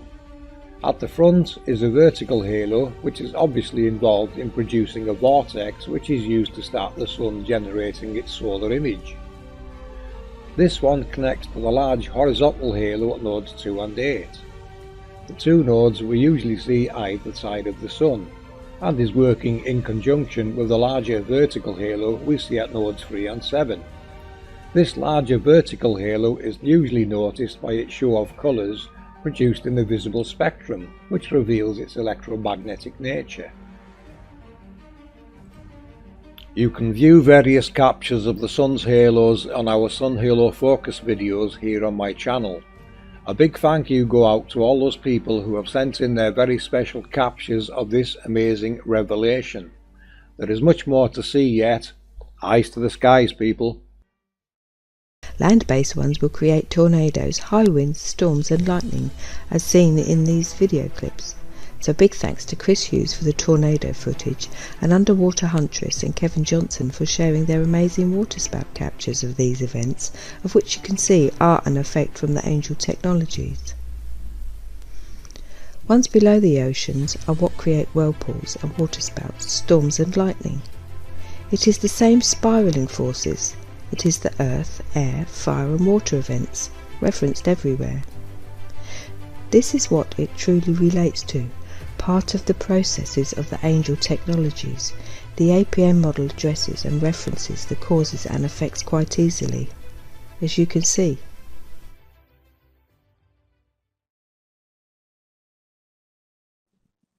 While we're on the subject of cones, you can see now why they are depicted everywhere, and what it is that is very special about them. This one is outside the Vatican. This is a Sumerian depiction. Notice the cones and the angel's wings. The wings represent the angle of the cones.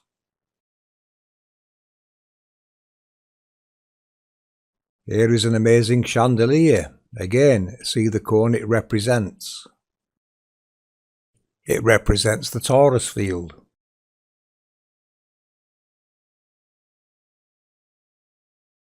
And even your cone-shaped Christmas tree, with its light or angel on the top that actually represents the creation of light. Doesn't this make your Christmas tree that little bit more special, people?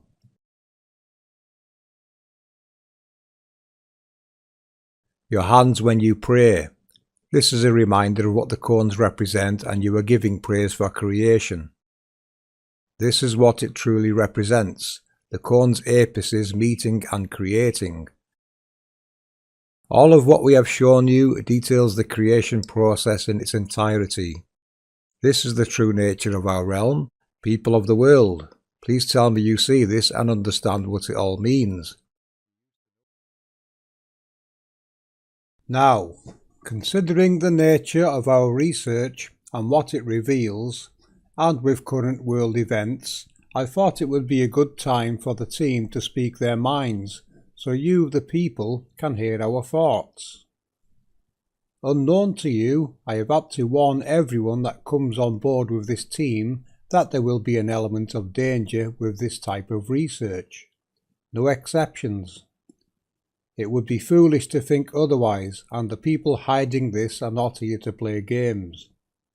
I take this very seriously, and working on this comes with personal sacrifices.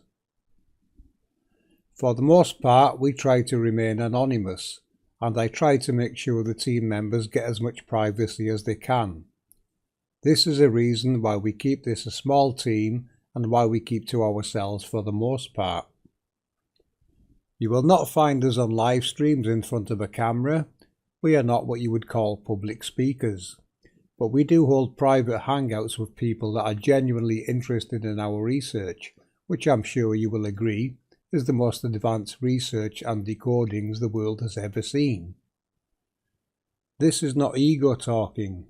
This is the confidence in our research, decodings and conclusions, which we can and do cross-reference in many areas to get the results to make this map and model work with real-world data, scriptures, history and many other topics, of which there are too many to list right now.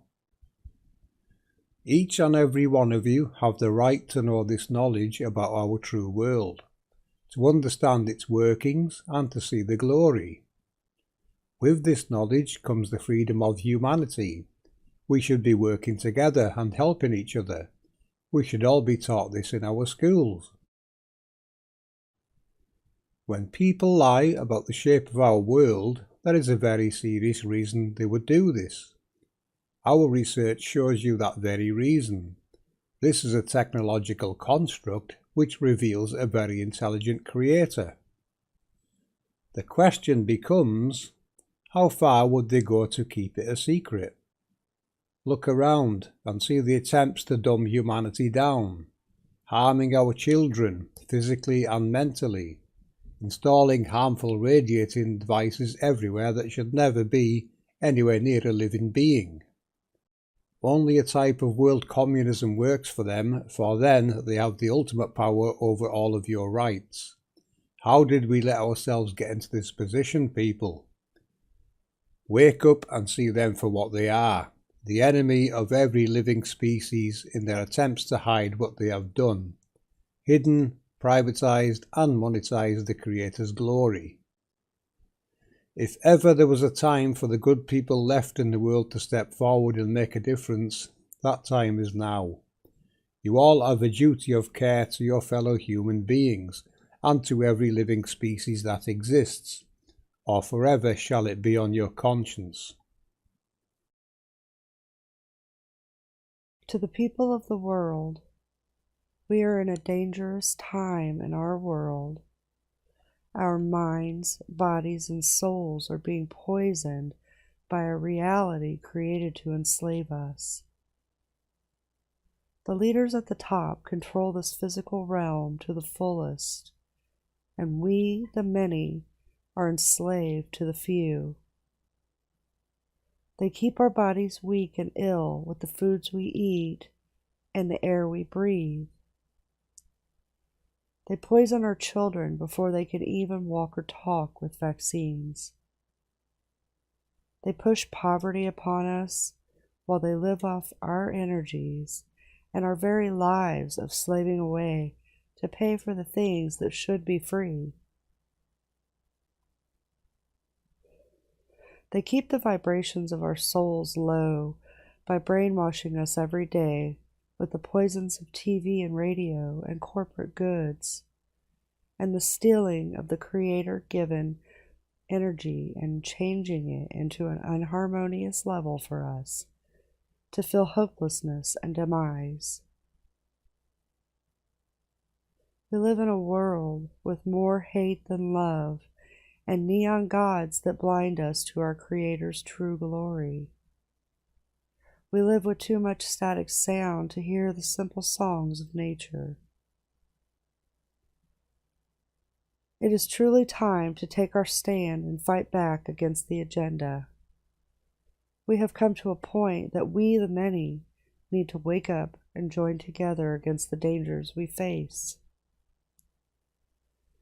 Since we have continued to allow this monstrosity to consume us, we are the fallen, and they have continued to lie and still this realm for as long as they have known the truths, repeatedly through history.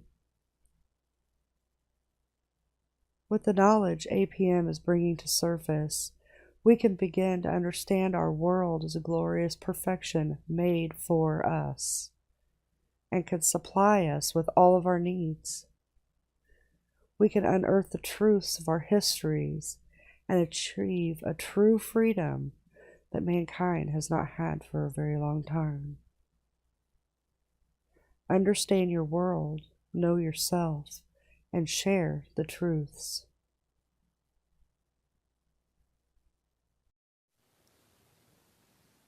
All my life, I've been told what I can only describe as being lies. I often wondered why. Was it to keep me from understanding how the world works? Or was everyone who came before utterly stupid? Only one of those answers makes any sense, because obviously not everyone has been stupid. It's no secret that there are people out there who have gained power and wealth, and it would be foolish to believe they haven't stacked the deck against us to keep us from achieving the same. Research has shown that in ancient times, people understood how our realm works. It's written in stone on every continent. Yet we are told our ancestors carved those with rudimentary tools and had no contact with each other. We are told the carvings were the work of primitive tribes, scribbling for entertainment purposes or some vague ritual purpose. However, all these carvings and stories are surprisingly similar. Same characters, same events, same stories, with slight changes in the narratives. We have decoded many of these, and they point to a depiction of our realm and an understanding of how it all works. I severely doubt we are the only ones who have found this. We are coming up on a new age. The ancient accounts indicate this will be an age of enlightenment, and that we will have to go back to what they called the original teachings if we wish to prosper. What we have found is that these original teachings were about how this world works and what it is. It's time we knew this as a people, not just a select few bent on power and greed. This realm belongs to all of us. We are all equal, and yes, that includes you. This is APM Research. You are the enlightened.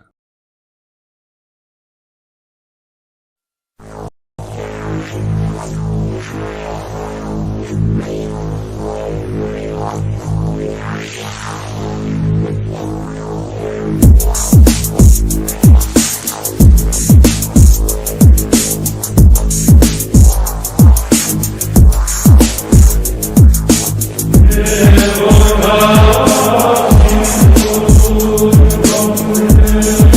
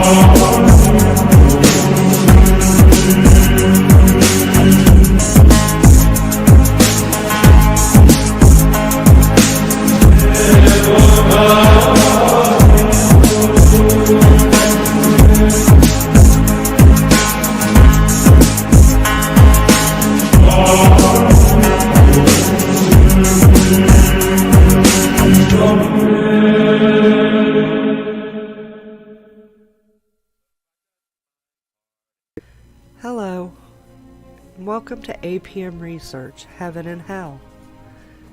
Today, we would like to take you on an exciting journey up to the heavens and straight down to hell.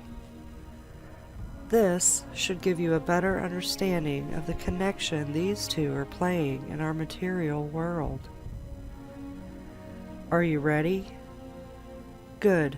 Fasten your seatbelts and let's go.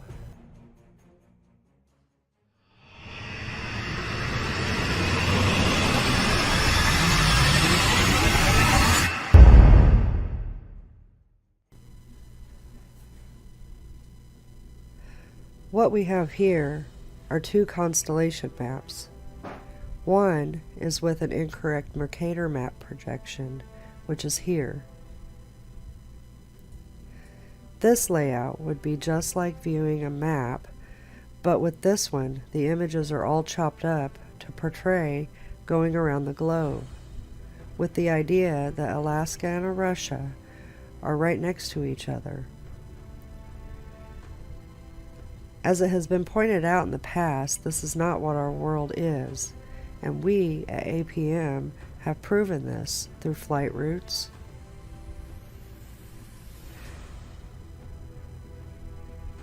as well as ship cruises.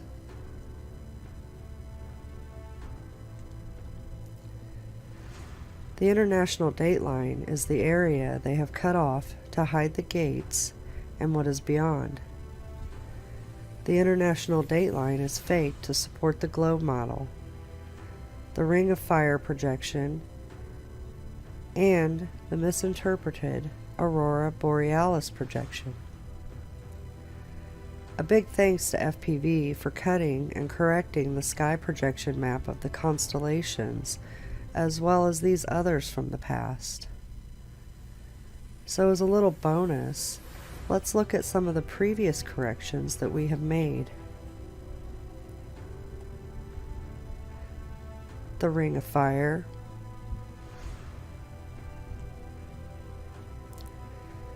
the aurora borealis, and the CIA map of safe zones.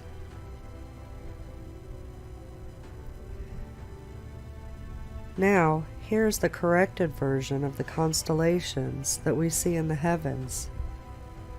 Notice how all the constellations are intact as one character instead of chopped in half. Also, how the land masses align correctly in the north and the south. Also, looking at the two sine waves, notice how they flip completely opposite to one another, yet they still work to create the sine wave. Now, we are going to travel to the heavens and show how all this works.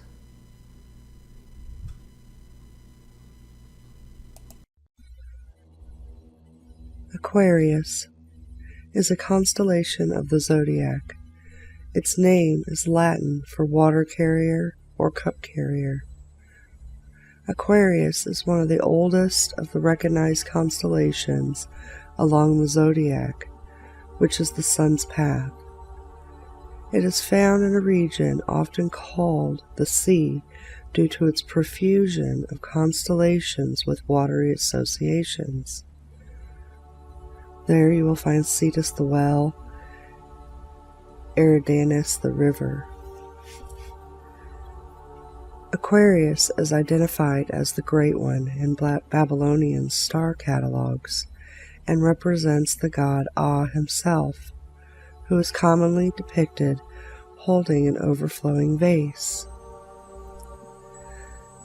The Babylonian star figure appears with entitlement stones and cylinder seals from the second millennium.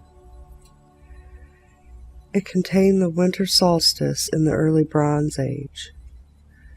In old Babylonian astronomy, Ah was the ruler of the southernmost quarter of the sun's path, the way of Ah, corresponding to the period of 45 days on either side of the winter solstice.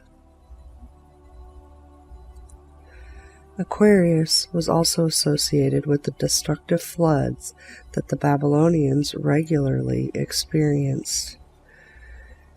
In Greek mythology, Aquarius is sometimes associated with Deus Leon, the son of Prometheus, who built a ship with his wife Pyrrha to survive an imminent flood.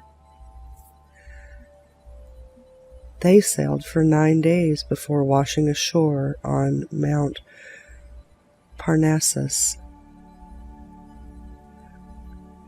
Aquarius is also sometimes identified with the beautiful Ganymede, a youth in Greek mythology and the son of the Trojan king Tros, who was taken to Mount Olympus by Zeus to act as a cup carrier to the gods. Yet another figure associated with the water bearer is Cecropes, a king of Athens who sacrificed water instead of wine to the gods. There are 3 major meteor showers with radiance that come from Aquarius. The Eta Aquarids, which is between April 21st and May 12th. This one is seen coming from the water jug. The Delta Aquarids, which peak once on July 29th and again on August 6th. And the Iota Aquarids, which also peaks on August 6th. Capricornus. Its name is Latin for the horn goat, or the goat horn, or having horns like a goat, and it is commonly represented in the form of a sea goat. This is a mythical creature that is half goat, half fish. This constellation is also located in the area of the sky called the Sea. It is the smallest constellation in the zodiac. The constellation was first attested in depictions on a cylinder seal from around the 21st century BCE. It was explicitly recorded in the Babylonian star catalogs before 1000 BCE. In the early Bronze Age, the winter solstice occurred in the constellation. But due to the precession of the equinoxes, the December solstice now takes place in the constellation Sagittarius. The Sun is now in the constellation Capricorn from late January through mid-February. Although the solstice during the Northern Hemisphere's winter no longer takes place while the Sun is in the constellation Capricornus, as it did until 130 BCE, the astrological sign called Capricorn is still used to denote the position of the solstice, and the latitude of the Sun's most southerly position continues to be called the Tropic of Capricorn, a term which also applies to the line on the Earth at which the Sun is directly overhead at local noon on the day of the December solstice. Despite its faintness, the constellation Capricornus has one of the oldest mythological associations, having been consistently represented as a hybrid of a goat and a fish since the Middle Bronze Age, when the Babylonians used Molsuhermas, the goatfish, as a symbol of their god Ah. In Greek mythology, the constellation is sometimes identified as Amathea, the goat that suckled the infant Zeus after his mother Rhea saved him from being devoured by his father Kronos. Sagittarius. Its name is Latin for the archer and is commonly represented as a centaur pulling back a bow. The Babylonians identified Sagittarius as the god Nergal, a strange centaur-like creature firing an arrow from a bow. In Greek mythology, Sagittarius is usually identified as a centaur, half human, half horse. However, perhaps due to the Greeks' adoption of the Sumerian constellation, some confusion surrounds the identity of the archer. Some identify Sagittarius as the centaur Chiron, the son of Philyra and Kronos, who is said to have changed himself into a horse to escape his jealous wife, Rhea, and tutor to Jason. As there are two centaurs in the sky, some identify Chiron with the other constellation known as Centaurus. Or, as an alternative tradition holds, that Chiron devised the constellations Sagittarius and Centaurus to help guide the Argonauts in their quest for the Golden Fleece. A competing mythological tradition, as espoused by Eratosthenes, identified the archer not as a centaur, but as the satyr Crotus, son of Pan, who Greeks credited with the invention of archery. According to myth, Crotus often went hunting on horseback and lived among the Muses, who requested that Zeus place him in the sky, where he is seen demonstrating archery. The arrow of the constellation points towards the star Antares, the heart of the scorpion, and Sagittarius stands poised to attack should Scorpius ever attack the nearby Hercules, or to avenge Scorpius's slaying of Orion.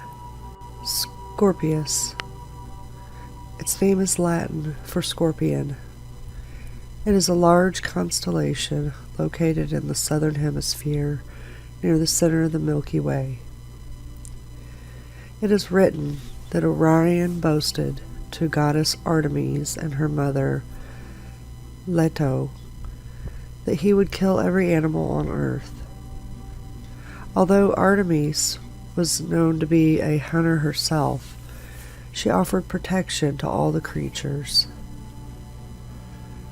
Artemis and her mother Leto sent a scorpion to deal with Orion. The pair battled, and the scorpion killed Orion.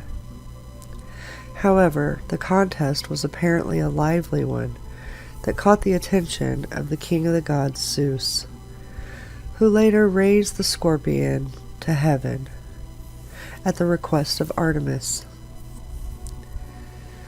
So every winter, Orion hunts in the sky, but every summer he flees as the constellation of Scorpion comes. In another Greek story involving Scorpio without Orion, Phaeton, whom is the mortal male offspring of Helios, went to his father, who had earlier sworn by the river Styx to give Phaeton anything he should ask for. Phaeton wanted to drive his father's sun chariot for a day. Although Helios tried to dissuade his son, Phaeton was adamant. However, when the day arrived, Phaeton panicked and lost control of the white horses that drew the chariot. First, the earth grew chill as Phaeton flew too high and encountered the celestial scorpion. Its deadly sting raised a strike. Alarmed, he dipped the chariot too close, causing all the vegetation to burn. By accident, Phaeton turned most of Africa into a desert and darkened the skin of the Ethiopian nation. Eventually, Zeus was forced to intervene by striking the runaway chariot and Phaeton with a lightning bolt to put an end to its rampage, and Phaeton plunged into the river Eridanos. The Babylonians called this constellation Mul-Ghurtab, the Scorpion. The signs can literally read as the creature with a burning sting. In some old descriptions, the constellation Libra was treated as the scorpion's claws.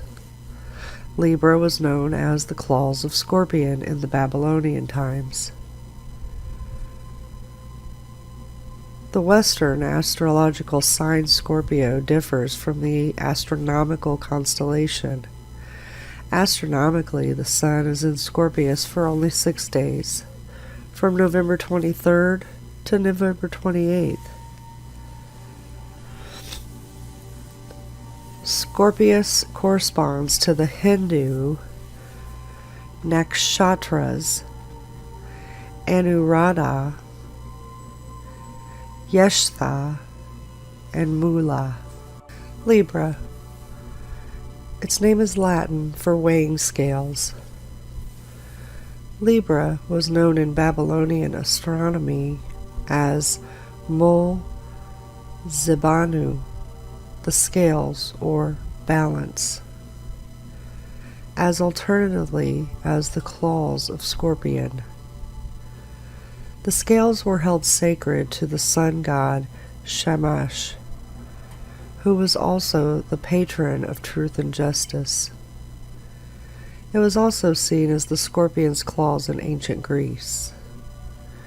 In Arabic, Zubana means scorpion's claws, and likely, similarly in other Semitic languages, this resemblance of words may be why the scorpion's claws became the scales. It has also been suggested that the scales are an allusion to the fact that when the sun entered this part of the ecliptic at the autumnal equinox, the days and nights are equal. Libra's status as the location of the equinox earned the equinox the name first point of Libra, though this location ceased to coincide with the constellation in 730 AD because of the precession of the equinoxes. In ancient Egypt, the 3 brightest stars of Libra formed a constellation that they viewed as a boat. Virgo. Its name is Latin for virgin. Virgo is prominent in the spring sky in the northern hemisphere, visible all night in March and April. As the largest zodiac constellation, the sun takes 44 days to pass through it, longer than any other. During the Middle Ages, Virgo sometimes was associated with the Blessed Virgin Mary. Early Greek astronomy associated the Babylonian constellation with their goddess Demeter. The Romans associated it with their goddess Ceres. Alternatively, the constellation was sometimes identified as the virgin goddess Iastita or Astrea, holding the scales of justice in her hand. That has now been separated as the constellation Libra. Classical Times identifies Virgo as Erigon, the daughter of Icarius of Athens.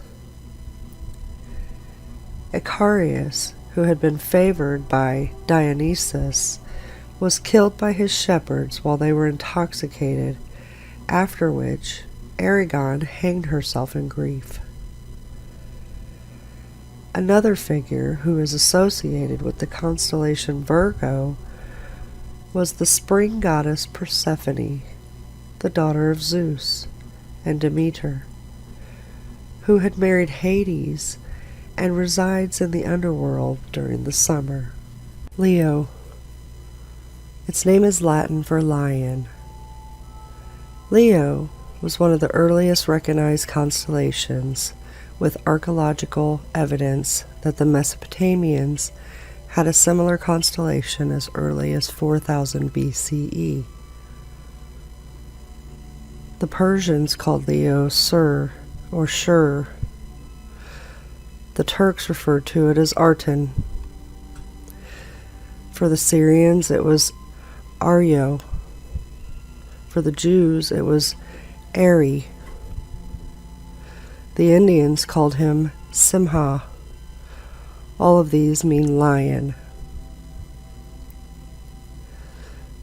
Some mythologists believe that in Samaria, Leo represented the monster Humbaba, who was killed by Gilgamesh. In Babylonian astronomy, the constellation was called Argula, the Great Lion. The bright star, Regulus, was known as the star that stands at the lion's breast. Regulus also had distinctly regal associations, as it was known as the king star. In Greek mythology, Leo was identified as the Nemean lion, which was killed by Hercules during the first of his 12 labors. The Nemean lion would take women as hostages to its lair in the cave, luring warriors from nearby towns to save the damsel in distress. To their misfortune, the lion was impervious to any weaponry. Thus, the warriors' clubs, swords, and spears were rendered useless against it. Realizing that he must defeat the lion with his bare hands, Hercules slipped into the lion's cave and engaged it at close quarters. When the lion pounced, Hercules caught it in mid-air, one hand grasping the lion's forelegs and the other his hind legs, and bent it backwards, breaking its back and freeing the trapped maidens. Zeus commemorated this labor by placing the lion in the sky. As of 2002, the sun appears in the constellation Leo from August 10th to September 10th, and the meteor shower the Leonids occur in November, peaking on November 14th and 15th. It causes a significant outburst every 35 years. Cancer. Its name is Latin for crab. It is best visible at 9 p.m. during the month of March. Under city skies, Cancer is invisible to the naked eye. Cancer is said to have been the place for the Akkadian sun of the south, perhaps from its position at the summer solstice in very remote antiquity. But afterwards it was associated with the fourth month, Duzu, that's June through July in the modern Western calendar, and was known for the northern gate of the sun. Showing but few stars, Cancer was often considered the dark sign, quaintly described as black and without eyes. Dante, alluding to this faintness and position in the heavens, wrote in Paradiso, "Then a light among them brightened, so that if Cancer one such crystal had, winter would have a month of one sole day." Cancer was the location of the sun's most northerly position in the sky, the summer solstice, in ancient times, though this position now occurs in Taurus due to the precession of the equinoxes around June 21st.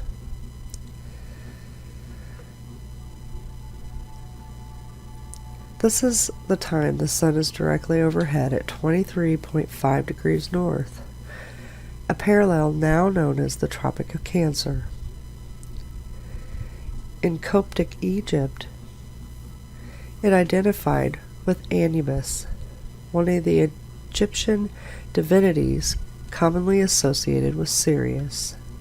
Gemini. Its name is Latin for twins. In classical antiquity, Cancer and not Gemini was the location of the sun on the first day of summer. In 1990, the location of the sun on the first day of summer moved from Gemini to Taurus. The sun will move through Gemini from June 21st through July 20th, all the way through the year 2062. Gemini is prominent in the winter skies of the northern hemisphere and is visible the entire night in December and January. In Babylonian astronomy, the stars Castor and Pollux were known as the Great Twins. The twins were regarded as minor gods and were called Meshlemteia and Lugalira, meaning respectively the one who has risen from the underworld and the mighty king. Both names can be understood as titles of Nergal, the major Babylonian god of plague and pestilence, who is the king of the underworld. The Geminids are a bright meteor shower that peak on December 13th and 14th. The Epsilon Geminids peak between October 18th and October 29th and have only been recently confirmed. They overlap with Orionids, which makes the Epsilon Geminids difficult to detect visually. Taurus. The name is Latin for the bull. Taurus is a large and prominent constellation in the northern hemisphere's winter sky. It is one of the oldest constellations, dating back to at least the early Bronze Age, when it marked the location of the sun during the spring equinox. Its importance to the agricultural calendar influenced various bull figures in mythology of ancient Sumer. Also Akkad, Assyria, Babylon, Egypt, Greece, and Rome. The identification of the constellation of Taurus with a bull is very old, certainly dating back to the Chalcolithic and perhaps even the Upper Paleolithic. Taurus is represented in a cave painting at the Hall of Bulls in the caves at Lascaux. It is accompanied by a depiction of the Pleiades. Taurus marked the point of the vernal spring equinox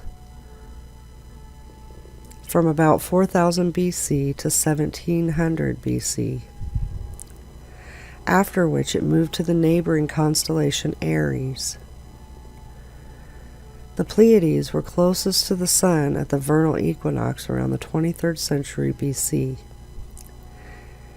In Babylonian astronomy, the constellation was listed in the Mola Pen as Gua'ana, the bull of heaven. It has been claimed that when the Babylonians first set up their zodiac, the vernal equinox laid in Taurus. The old Babylonian epic of Gilgamesh, the goddess Ishtar sends Taurus, the bull of heaven, to kill Gilgamesh for spurning her advances. Enkidu tears off the bull's hind part and hurls the quarters into the sky, where they become the stars we now know as Ursa Major and Ursa Minor. Some locate Gilgamesh as the neighboring constellation of Orion, facing Taurus as if in combat, while others identify him with the sun, whose rising on the equinox vanquishes the constellation. In early Mesopotamian art, the bull of heaven was closely associated with Inanna. In Greek mythology, Taurus was identified with Zeus, who assumed the form of a magnificent white bull to abduct Europa, a legendary Phoenician princess. In illustrations of Greek mythology, only the front portion of this constellation is depicted. This was sometimes explained as Taurus being partially submerged as he carried Europa out of the sea.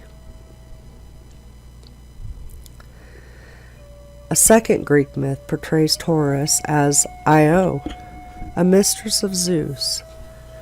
To hide his lover from his wife, Hera, Zeus changed Io into the form of a heifer. Greek mythographer Acuslias marks the bull Taurus as the same that formed the myth of the Cretan bull, which was one of the 12 labors of Hercules. As of 2008, the sun appears in the constellation Taurus from May 13th to June 21st. Aries. The name is Latin for the ram. Aries came to represent specifically the ram whose fleece became the golden fleece of ancient Greek mythology. It has represented a ram since the late Babylonian times. Aries is recognized as an official specific region of the sky. In the description of the Babylonian zodiac given in the clay tablets, the constellation, now known as Aries, was the final station along the ecliptic. The earliest identifiable reference to Aries as a distinct constellation comes from the boundary stones that date from 1350 to 1000 BC. In ancient Egyptian astronomy, Aries was associated with the god Amun-Ra. It was called the indicator of the reborn sun. During the times of the year when Aries was prominent, priests would process statues of Amun-Ra to temples. Aries acquired the title Lord of the Head in Egypt, referring to its symbolic and mythological importance. The first point of Aries, the location of the vernal equinox, is named for the constellation. This is because the sun crossed the celestial equator from south to north in Aries more than 2 millennia ago.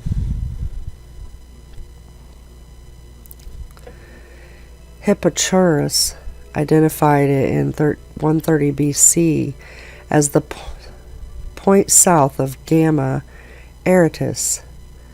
Because of the process of the equinoxes, the first point of Aries has since moved into Pisces and will move into Aquarius around 2600 AD.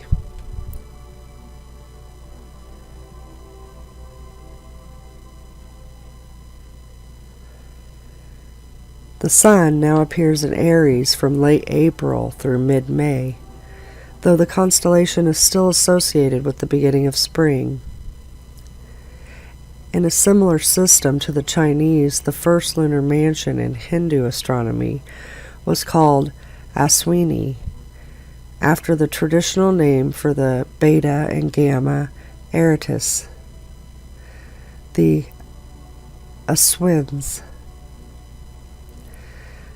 Because the Hindu New Year begins with the vernal equinox, Aries itself is known as Ajah and Misha. In Hebrew astronomy, Aries was named Tale, It signified either Simeon or God, and generally symbolizes the Lamb of the world. Aries is home to several meteor showers. Most of the daytime Aretids are not visible to the naked eye. They are observed in a radio spectrum. This is possible because of the ionized gas they leave in their wake. Other meteor showers radiate from Aries during the day. This includes the daytime Epsilon Arids, and they appear from October 12th to October 23rd. Also, the northern and southern daytime May Aretids and the Delta Aretids are another meteor shower radiating from Aries. The shower lasts from December 8th to January 14th. We also have the autumn Aretids, which also radiate from Aries, and this lasts from September 7th to October 27th. Pisces. Pisces originates from some composition of the Great Swallow. In current Western Pisces and Anuntium, the Lady of Heaven, at the place of the northern fish. In the first millennium BC, text known as the Astronomical Diaries, part of the constellation, was also called Dununu, the fish cord or the ribbon. In the Greek version, according to Hyginus, Aphrodite and Eros, while visiting Syria, fled from the monster Typhon by leaping into the Euphrates River and transforming into fish. The Roman variant of the story has Venus and Cupid being carried away from this danger on the back of two fishes. There is also a somewhat different origin tale that Hyginus preserved in another work. According to this, an egg rolled into the Euphrates, and some fishes nudged this to shore, after which the doves sat on the egg until Aphrodite hatched out of it. The fishes were then rewarded by being placed in the sky as a constellation.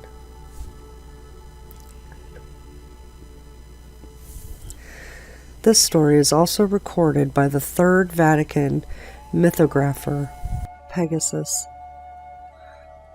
a constellation in the northern sky, named after the winged horse Pegasus in Greek mythology. Pegasus in Greek mythology was a winged horse with magical powers. One myth regarding his powers says that his hooves dug out a spring. Pegasus was the one who delivered Medusa's head, after which he traveled to Mount Olympus in order to be the bearer of thunder and lightning for Zeus. Eventually, he became the horse to Bellerophon, who was asked to kill the Chimera, and succeeded with the help of Athena and Pegasus.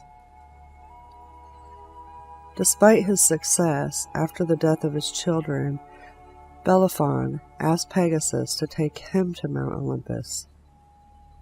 Though Pegasus agreed, he plummeted back to earth after Zeus either threw him a thunderbolt at him or made Pegasus buck him off.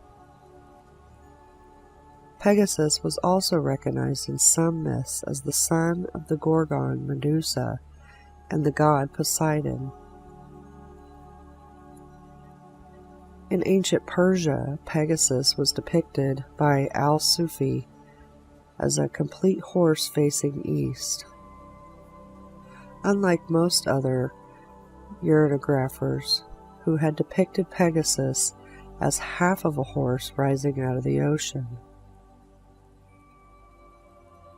In Hindu astronomy, the Great Square Pegasus contained the 26th and 27th lunar mansions. More specifically, it represented a bedstead that was a resting place for the moon. Aquila. is a constellation on the celestial equator. Its name is Latin for eagle, and it represents the bird that carried Zeus, or Jupiter's thunderbolt in Greek Roman mythology. In Hinduism, the constellation Aquila is identified with the half-eagle, half-human deity Garuda. In Chinese astronomy, it is located within the heavenly market enclosure. The Maori people named Altair Potu Te Rangi, which means pillar of the sky, because of its very important position in their cosmology. Scutum. This constellation lies in the southern sky. Its name means the shield in Latin. It is the fifth smallest constellation in the sky. The constellation was originally introduced by the Polish astronomer Johannes Hevelius in the 17th century. Hevelius named it Scutum Sobieskianum, the shield of Sobieski, in honor of the Polish king Jan III Sobieski, who had been victorious in the Battle of Vienna in 1683. Scutum constellation is not associated with any myths. This is also not one of Ptolemy's original 48 constellations. Lyra is a small constellation. Lyra was often represented on star maps as a vulture or an eagle carrying a lyre, and hence is sometimes referred to as Vultur Cadens or Aquila Cadens, which means falling vulture or falling eagle. Lyra is nearly overhead in temperate northern latitudes shortly after midnight after the start of summer. From the equator to about the 40th parallel south, it is visible low in the northern sky during the same winter months. In Greek mythology, Lyra represents the lyre of Orpheus, made by Hermes from a tortoise shell, given to Apollo as a bargain. It was said to be the first lyre ever produced. Orpheus's music was said to be so great that even inanimate objects such as trees, streams, and rocks could be charmed.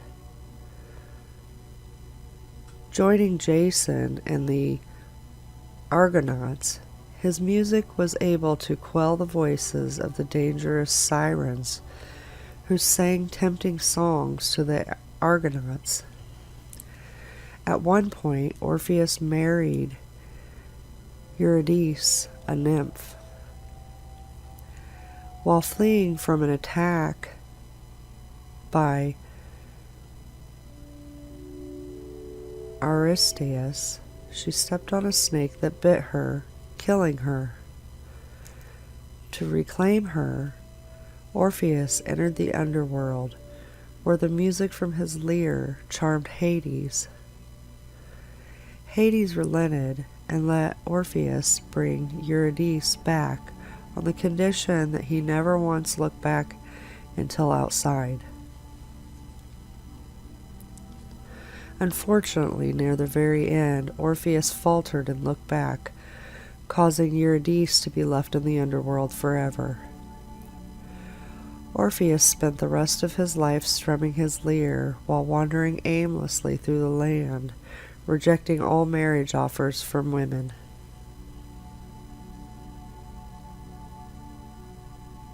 Hercules is a constellation named after Hercules, the Roman hero, adapted from the Greek hero Hercules. The earliest Greek reference to the constellation do not refer to it as Hercules. Aratus describes it as follows: right there, in Draco's orbit wheel a phantom form, like to a man that strives at a task. That sign no man knows how to read clearly, nor what the task he is bent, but men simply call him on his knees. Now that phantom that toils on his knees seems to sit on a bended knee, and from both his shoulders his hands are upraised and stretched, one this way and one that, a fathom's length. Over the middle of the head of the crooked dragon he has the tip of his right foot. Here too that crown, which glorious Dionysus set to be a memorial of the dead Eridine, wheels beneath the back of the toil-spent phantom. To the phantom's back the crown is near, but by his head mark near at hand the head of Ophiuchus. Hermes pierced for strings and bade it be called the lyra, and he brought it into the heaven and set it in front of the unknown phantom. That croucher on his knees comes near the lyre with his left knee, but the top of the bird's head wheels on the other side, and between the bird's head and the phantom's knee is instarred the lyre. The story connecting Hercules with the constellation is recounted by Dionysus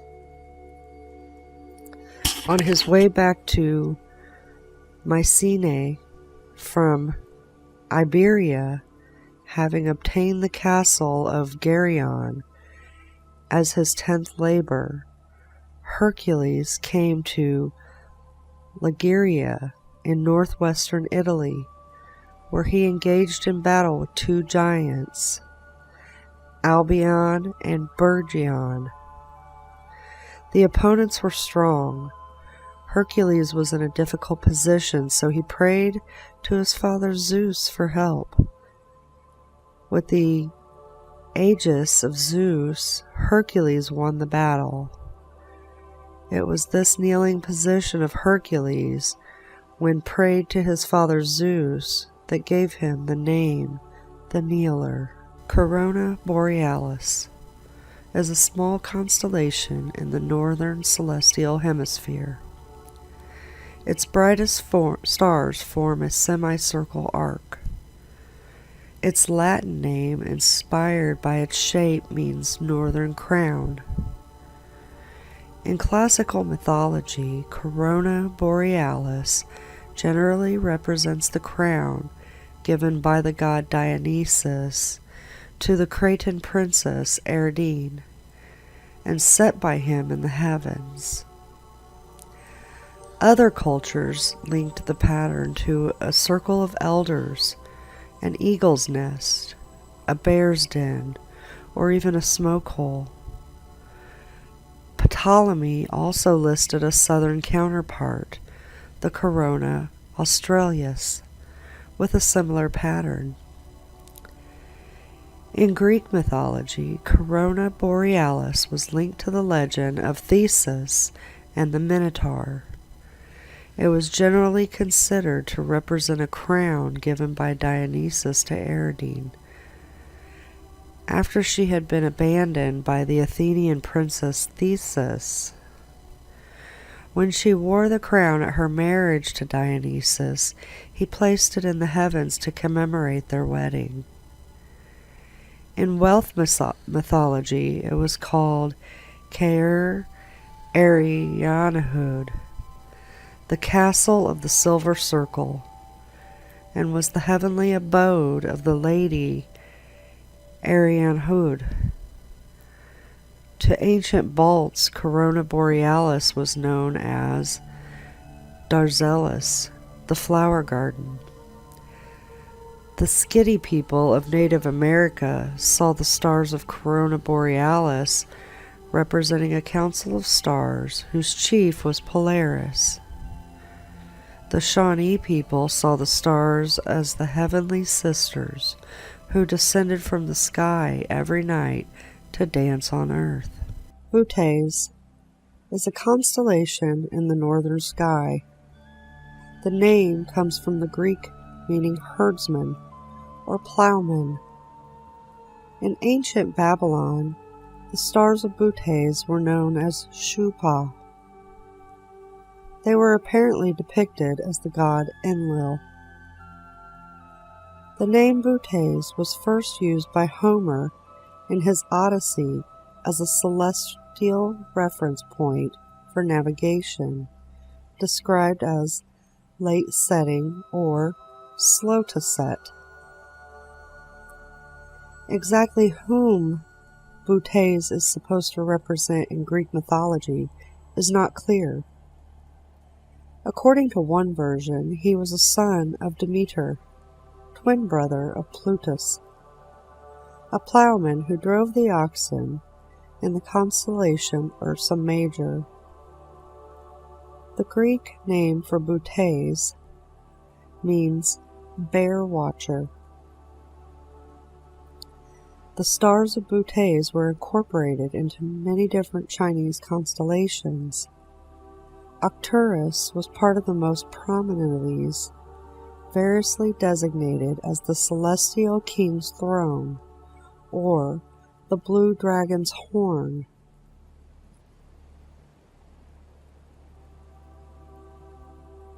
Arcturus was given much importance in Chinese celestial mythology because of its status marking the beginning of the lunar calendar. Depictions of Bootes have varied historically. Aratus described him circling the North Pole, herding the two bears. Later, in ancient Greek depictions described by Ptolemy, have him holding the reins of his hunting dogs in his left hand, with a spear, club, or staff in his right hand. After Hevelius introduced Mon Maenalus in 1681, Bootes was often depicted standing on the Peloponnese mountain. Ursa Major, also known as the Great Bear, is a constellation in the northern sky whose associated mythology likely dates back into prehistory. Its Latin name means greater or larger she-bear, referring to and contrasting it with the nearby Ursa Minor, the lesser bear. Ursa Major is primarily known from the asterism of its 7 main stars, which has been called the Big Dipper. Its 2 brightest stars can be used as navigational pointer towards the place of the current North Pole star Polaris. Ursa Major is visible throughout the year from most of the northern hemisphere and appears circumpolar above the mid-northern latitudes. From southern temperate latitudes, the main asterism is invisible. In Roman mythology, Jupiter, the king of gods, lusts after a young woman named Callisto, a nymph of Diana. Jupiter's jealous wife discovers that Callisto has a son named Arcus and believes it's by Jupiter. Juno then transforms the beautiful Callisto into a bear, so she no longer attracts Jupiter. Callisto, while in bear form, later encounters her son, Arcus. Arcus almost shoots the bear, but to avert the tragedy, Jupiter turns Arcus into a bear too, and puts them both in the sky, forming Ursa Major and Ursa Minor. In ancient times, the name of the constellation was Helike, which means turning, because it turns around the pole. It is the sole constellation that never sinks below the horizon and bathes in the ocean's waves. So this is why it's used as a celestial reference point for navigation. Draco is a constellation in the far northern sky. Its name is Latin for dragon. Draco is circumpolar, never setting, and can be seen all year from the northern latitudes. Thuban, a Draconis, was the northern pole star from 3942 BC when it moved further north than Theta Bootes until 1793 BC. The Egyptian pyramids were designed to have one side facing north, with an entrance passage geometrically aligned so that Thuban would be visible at night. Due to the effects of the precession, it will again be the pole star around the year AD 21,000. The traditional name of the Alpha Draconis, Thuban, means head of the serpent. Dragons in Greek mythology that may have inspired the constellation's name include Ledon, the dragon who guarded the golden apples of the Hesperides. Hercules killed Ledon during his 12 labors. He was tasked with stealing the golden apples. In Greco-Roman legend, Draco was a dragon killed by the goddess Minerva and tossed into the sky upon his defeat. The dragon was one of the giants who battled the Olympic gods for 10 years. As Minerva threw the dragon, it became twisted on itself and froze at the cold north celestial pole before it could right itself. Sometimes Draco is represented as the Titan son of Gaia, Typhon. Traditionally, Arabic astronomy depicts that Draco had 100 magnificent heads, guarded the golden apple tree, and was put in the sky as a constellation for protecting the apples with valor. In February, we have the Draconids, which is a meteor shower that was discovered February 4th, 2011. Auriga is north of the celestial equator. Its name is Latin for the charioteer. Auriga is most prominent during winter evenings in the northern hemisphere, as are 5 other constellations that have stars in the winter hexagon asterism. Because of its northern declination, Auriga is only visible in its entirety as far as 34 degrees south. The first record of Auriga's stars was in Mesopotamia as a constellation called Gam, representing a scimitar or crook. In Greek mythology, Auriga is often identified as the mythological Greek hero Eratosthenes of Athens, the son of Hephaestus, who was raised by the goddess Athena. His chariot was created in the image of the sun's chariot, the reason Zeus placed him in the heavens. The Athenian hero then dedicated himself to Athena, and soon after Zeus raised him into the night sky in honor of his ingenuity and his heroic deeds. Indigenous people of California and Nevada also noticed the bright patterns of Auriga's stars. To them, the constellation's bright stars formed a curve that was represented in crescent-shaped petroglyphs. The people of Marshall Island featured Auriga in the myth of Dumur, which tells the story of the creation of the sky. Antares in Scorpius represents Dumur, the oldest son of the star's mother, and the Pleiades represent her youngest son. Auriga is home to 2 meteor showers.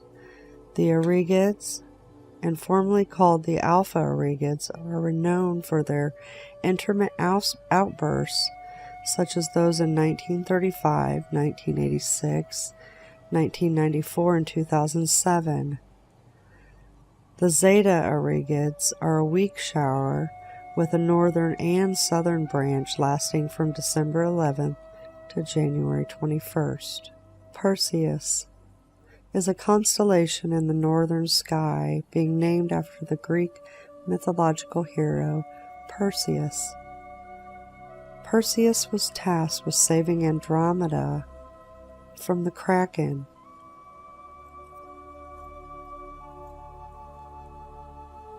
Perseus hosts the radiant of the annual Perseids meteor shower, one of the most prominent meteor showers in the sky. They radiate from mid-July, peaking in activity between the 9th and 10th of August each year. They have been observed for about 2,000 years. Horologium. This constellation lies in the southern sky. Its name means the clock in Latin. It is a small, faint constellation that was created in the 18th century by the French astronomer Nicolas Louis de Lacaille. Lacaille originally named the constellation Horologium Oscillatorium, or the pendulum clock, but the name was later shortened simply to Horologium, the clock. The constellation is not associated with any myths and does not have any bright stars. This is not one of Ptolemy's original 48 constellations. Crater is a small constellation in the southern celestial hemisphere. It depicts a cup that has been associated with the god Apollo and is perched on the back of Hydra, the water snake. Crater is identified with a story from Greek mythology in which a crow or raven serves Apollo and is sent to fetch water. But it delays its journey as it finds some figs and waits for them to ripen before eating them. Finally, it retrieves the water in a cup and takes back a water snake, blaming it for drinking the water. According to the myth, Apollo saw through the fraud and angrily cast the crow, cup, and snake into the sky. The 3 constellations were arranged in such a way that the crow was prevented from drinking from the cup. Phylarchus wrote of a different origin for Crater. He told how the city of Eleusa near Troy was beset by plague. Its ruler, Demiphon, consulted an oracle who decreed that a maiden would be sacrificed each year. Demiphon declared that he would choose a maiden by lottery, but did not include his own daughters. One noble objected, so Demiphon sacrificed his daughter. Later, Mastusius killed Demiphon's daughters and fed the ruler a mixture of their blood and wine from a cup. Upon finding out the deed, the king ordered Mastusius and the cup to be thrown into the sea. Crater signifies the cup. The craterids are a faint meteor shower that takes place between January 11th and January 22nd. Argo, a very large constellation in the southern sky that has been divided into 3 constellations of Carina, Puppis, and Vela. The genitive was Argus Navis. Flamsteed and other early modern astronomers called the constellation Navis the ship. It was identified in Greek mythology with Argo, the ship used by Jason and the Argonauts that sailed to Colchis in search of the Golden Fleece. The original constellation is presently found near the southern horizon of the Mediterranean sky, becoming visible in springtime and sailed westward, skimming along the river of the Milky Way. Argo Navis was long known to Greek observers who were believed to have derived it from Egypt around 1000 BCE.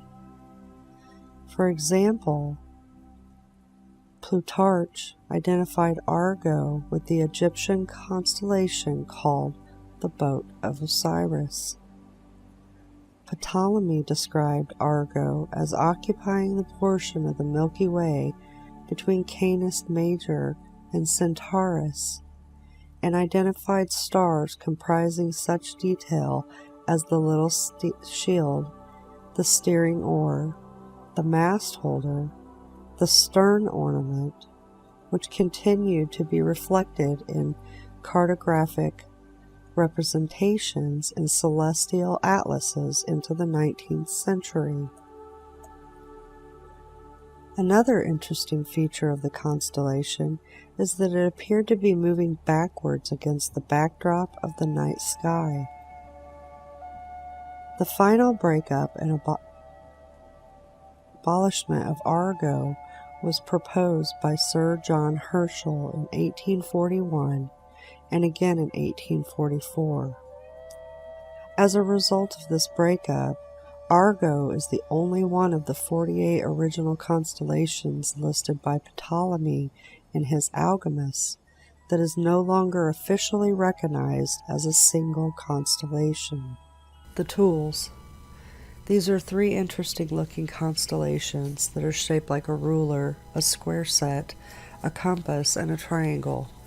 These are not Ptolemy's original 48 constellations. The first is Norma. It means normal in Latin, referring to a right angle, and it represents a level, a set square, a ruler, and a carpenter square.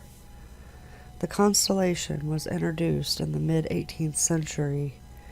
Norma constellation is not associated with any myths.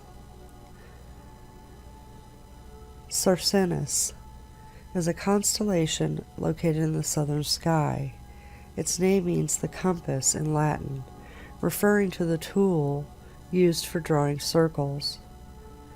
Circinus was created and first catalogued by the French astronomer Nicolas Louis de Lacaille in the 18th century. Lacaille created the constellation to bridge the void between Triangulum Australe and the stars marking Centaurus's forefeet. Triangulum Australe is a constellation that lies in the southern sky. Its name means the southern triangle in Latin. The three brightest stars in the constellation form an equilateral triangle. Triangulum Australe was created by the Dutch astronomer Petrus Plancius in the late 16th century. The constellation is located too far south to be visible from Europe and most of the northern hemisphere, but it never sets below the horizon south of the equator.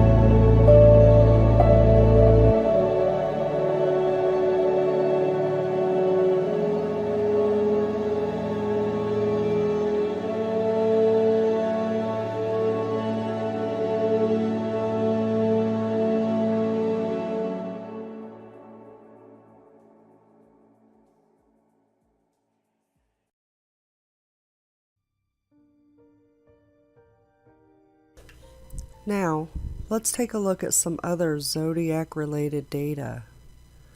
The movements. The zodiacs have 3 different movements. They are in 3 groups of 4, each group having its own type of movement. The first is a fixed group, which the movement is like a square. This group consists of Taurus, Aquarius, Leo, and Scorpio.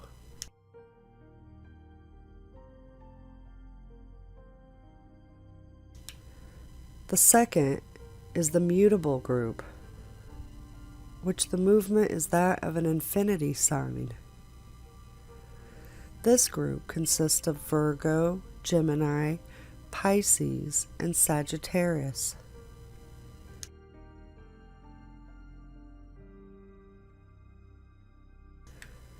The last group is the cardinal group, which the movement is a direct movement of either up, down, toward you, or away from you. This group consists of Capricorn, Libra, Cancer, and Aries.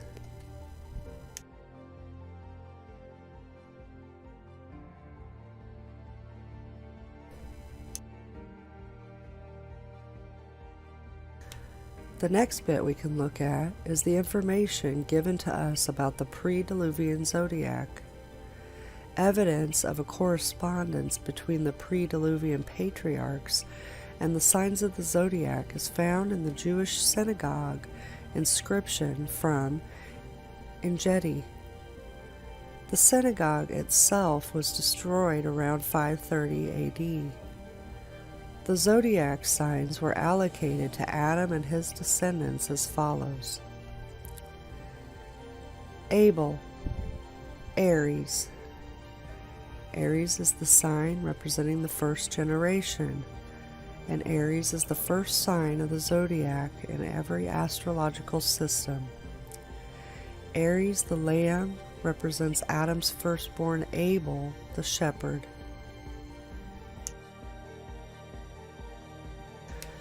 Seth, Taurus. Seth was so named because his mother Eve exclaimed at his birth, "God has appointed me another seed in place of Abel, whom Cain slew." The other seed is really the same seed in another form. The exchange of Seth for Abel because of the latter's murder by Cain is exactly symbolized in the conjoined sign Taurus and Arija. The jealous bull attacks 2 children who are protected by the shepherd Arija and Capella, the latter being the children's mother, Arija, Adam, Capella, Eve. And the two children of Eve are Seth and Abel. The Hermetic literature states that Agathodaimon is the biblical patriarch Seth. In Egypt, Agathodaimon was equated with Osiris, and Osiris was believed to be represented in the zodiac by the sign of Taurus.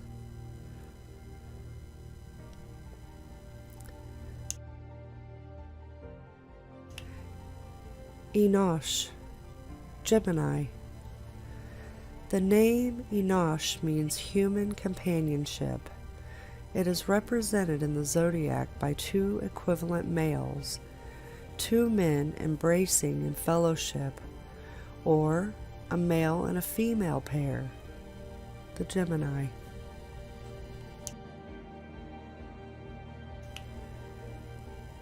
Canaan, Cancer. Canaan means gathering together into a home, nest, or community.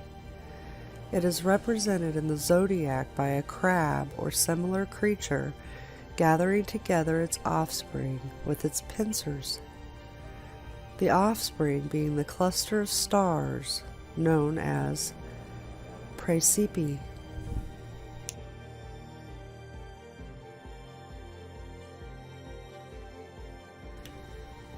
Mahalalel, Leo.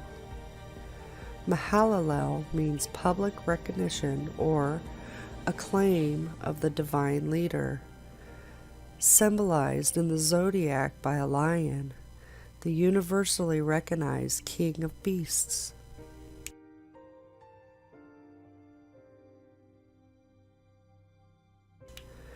Jared, Virgo. Jared means descent or fall anciently. Jared's name was taken to signify prophetically the pre-Diluvian descent of the sons of God and their indiscriminate comings with the daughters of men. This in turn was a historical development and reduplication of the fall of Eve. As Eve was seduced by the fallen angel Satan working through the serpent, so the daughters of men were seduced by the fallen sons of God. God promised, however, that a seed of the woman would come one day who would crush the serpent's head, and who would be wounded in the heel himself in the process. This great Bible theme is symbolized by the sign of Virgo, which represents a sexually mature virgin holding a vine plant, who is the mother of a seed, Spica. The botanical imagery is clear throughout. The virgin lying on her side is actually identified with the fallen tree or felled branch, which is to bring forth the promised seed. Sometimes the branch is a palm branch, the palm being a tree which reproduces by fertilizing itself, the virgin birth.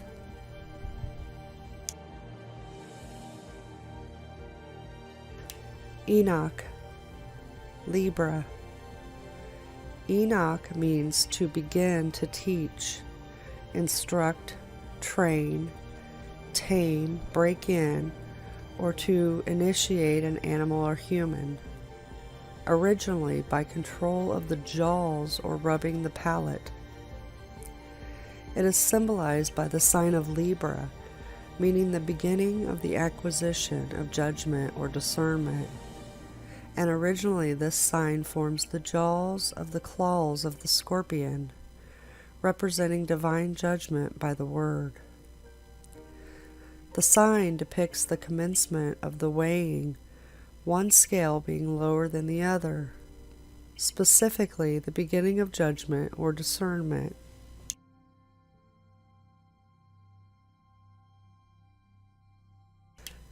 Methuselah, Scorpio. Methuselah means armed man or security man, man of a sting or dart. It is symbolized by Scorpio, a creature armed with a sting, which it throws at its victim like a dart, using its bow like a tail.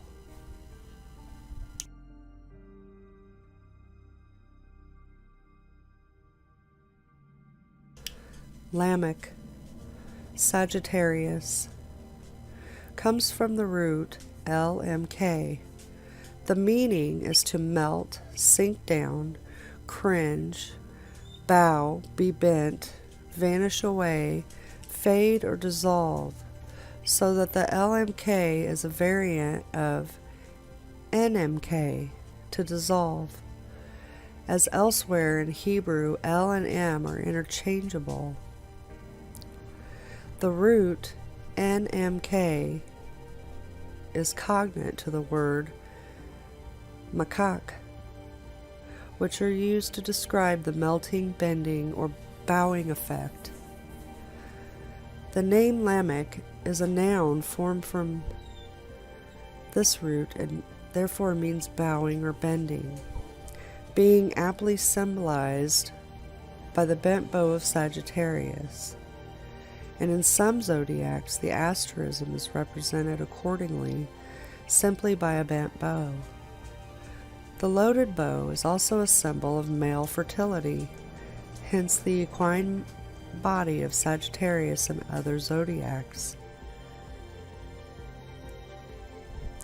Other connotation is fading out so that Sagittarius is specifically the shooter of meteoric arrows, which burn out in the atmosphere. From the root meaning arises, the further signification, subdue level, cause the bow down, overthrown. And hence the name Lamech is interpreted to mean the strong, the mighty, the wild and invincible overthrower. This meaning, too, is aptly portrayed by the figure of a wild centaur stepping forward in combat in the act of firing a bow, leveling his enemies with a shower of meteoric arrows.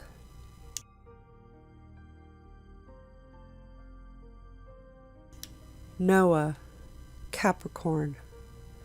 Noah means rest or relief, literally the reclining of an animal.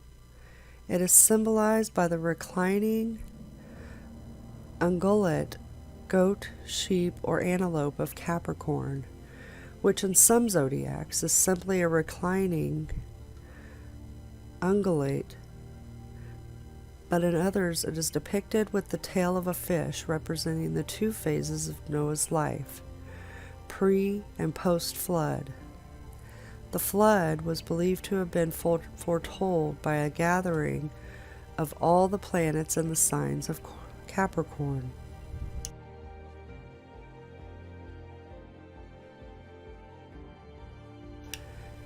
Japheth and Ham, Pisces. Japheth means multiplication of progeny or numerical expansion. It is represented by crossed fishes in Pisces, the fish being symbolic of the numerical increase of progeny.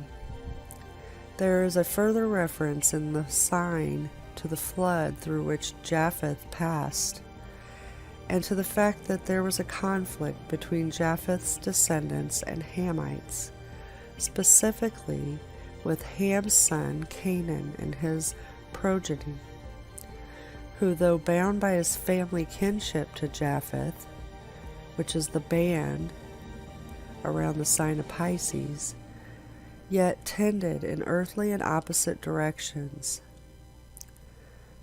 symbolized by the fish in Pisces swimming along the ecliptic, the worldly path, contrary to the direction of other fish, which is swimming towards the zenith.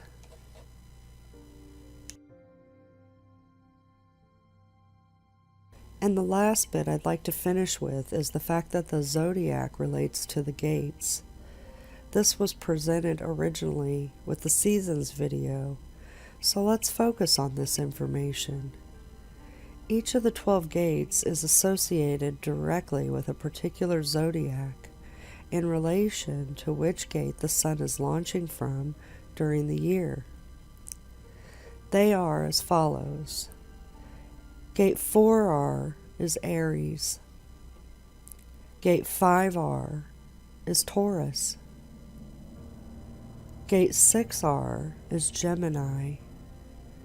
Gate 6F is Cancer. Gate 5F is Leo. Gate 4F is Virgo. Gate 3R is Libra. Gate 2R is Scorpio. Gate 1R is Sagittarius. Gate 1F is Capricorn. Gate 2F is Aquarius. And Gate 3F is Pisces.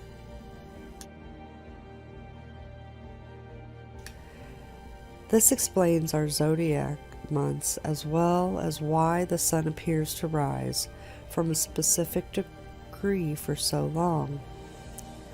It's simply rising from the front and rear gate of this area. This also, as presented in the seasons video, gives us the analemma of the sun, the infinity symbol.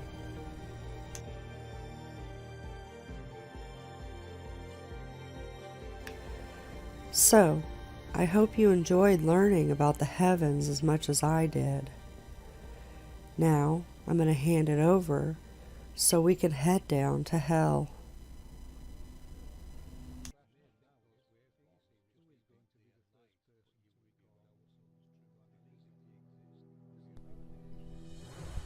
You better buckle up for this one, people. We're on an express elevator to hell, but we will be coming back.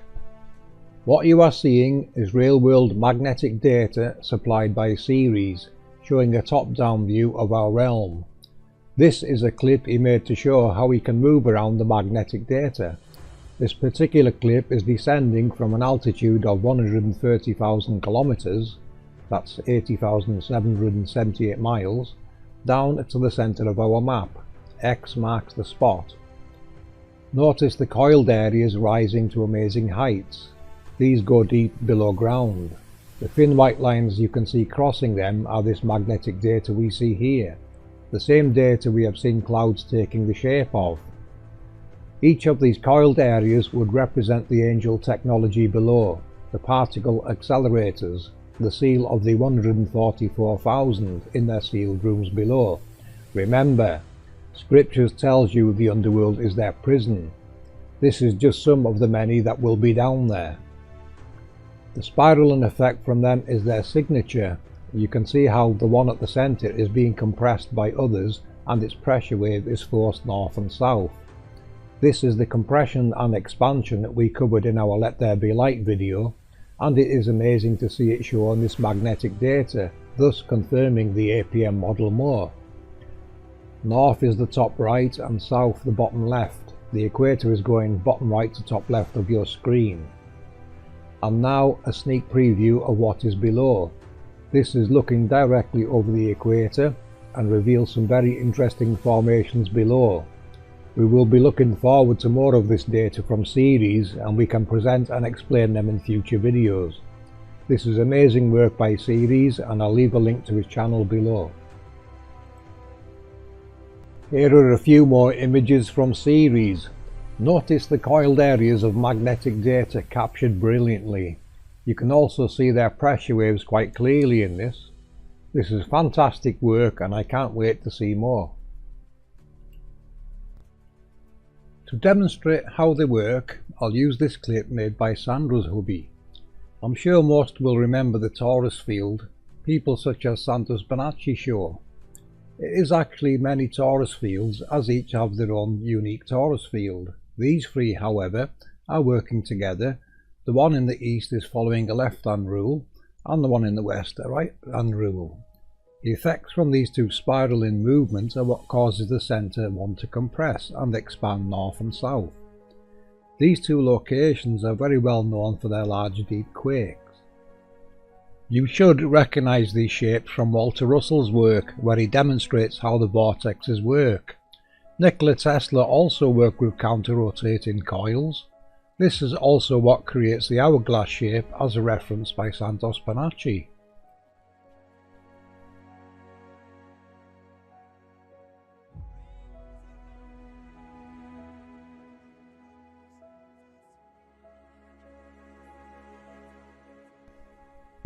This technology emits a spiraling pressure wave as the flow around the halo causes the reaction needed to generate harnessable electricity, as seen in Walter Russell's work. The division and multiplication of the sex pairs, the same as what was decoded in the Colosseum video, and of course how our realm truly works. The spirals and the ancient glyphs everywhere tell us the ancients all knew how this worked. These are electromagnetic projections from below. We have covered these in numerous videos. The stationary halos people record everywhere are often termed lunar waves, which is really the moon highlighting them in the foreground as it passes in the background. All luminaries can highlight them as they pass by. You can see how spiral galaxies and other galaxies, as they call them, get their shapes now. They are more than likely illuminated particles trapped in an electromagnetic field that is caused by a halo in the vicinity. They operate exactly the same as a tornado and are in fact the cause of a tornado. The twin counter-rotating coils create that Higgs boson needed to generate electricity. This is where the 1 and the 1.618 numbers Santos Bonacci speaks of comes into play. The larger coil would be the lower projected halo, and the smaller coil would be in the centre and create the narrower Higgs boson. This one would be projected the highest and is the actual cause of the sprites. The sprites appearing are in fact a reaction to this halo's sudden appearance and vortex. The smaller halo driving the electrical energy and vortex down through the centre to be harnessed below.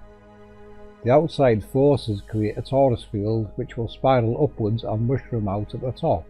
It is the exact same process seen in Walter Russell's optical motor, where the shaft narrows and creates a pressure wave which results in free harnessable energy, the exact point where it divided and multiplied the sex pairs.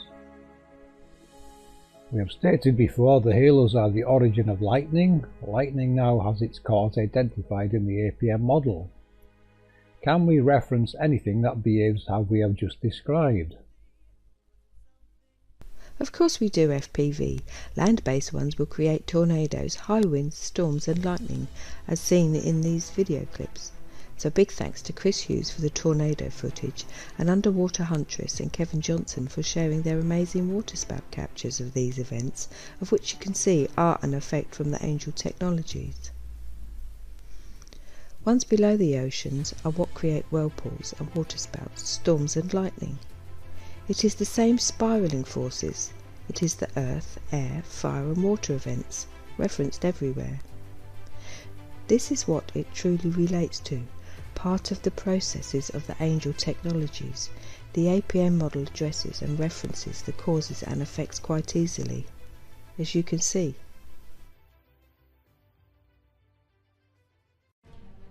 I made this clip to show you what the constellations look like as they cross our map and grid.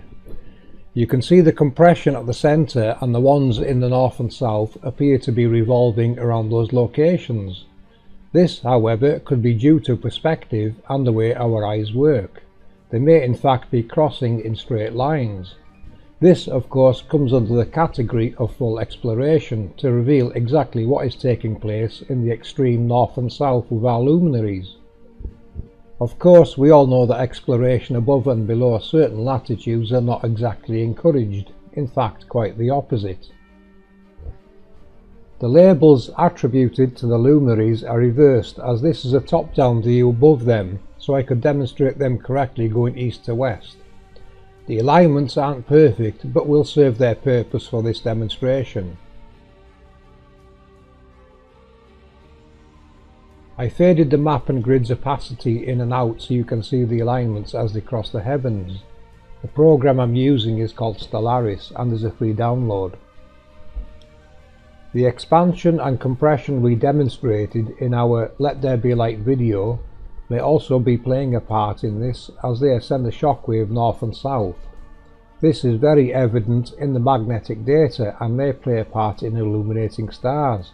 Remember, Walter Russell states there is only light. At rest it is darkness, and when moved it becomes illuminated. It simply requires the correct circumstances to move, which you will get to see in a few moments.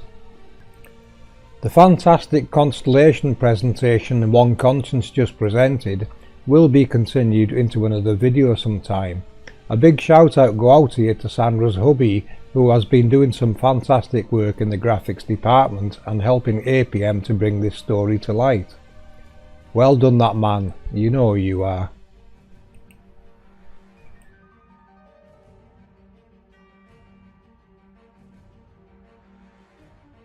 I want you to pay attention to the Milky Way in this clip. Do you see what I see? Yes, it is the sine wave. If you watch, you will see the sun always rises at the same location of the sine wave and moves with it. The sine wave is our luminary's prime driver. For example, it would push the sun, or rather in the underworld, it would push our solar boat, the scarab beetle, east to west. It would then return east following the movement of the sine wave, as we have shown to be the light they call the ISS. Do we not wonder why that light in the sky follows a sine wave path? I added the tropics of Cancer and Capricorn so you can see it is actually contained between these two locations and very much involved in driving luminaries east to west. This is where our Earth chakras come into play.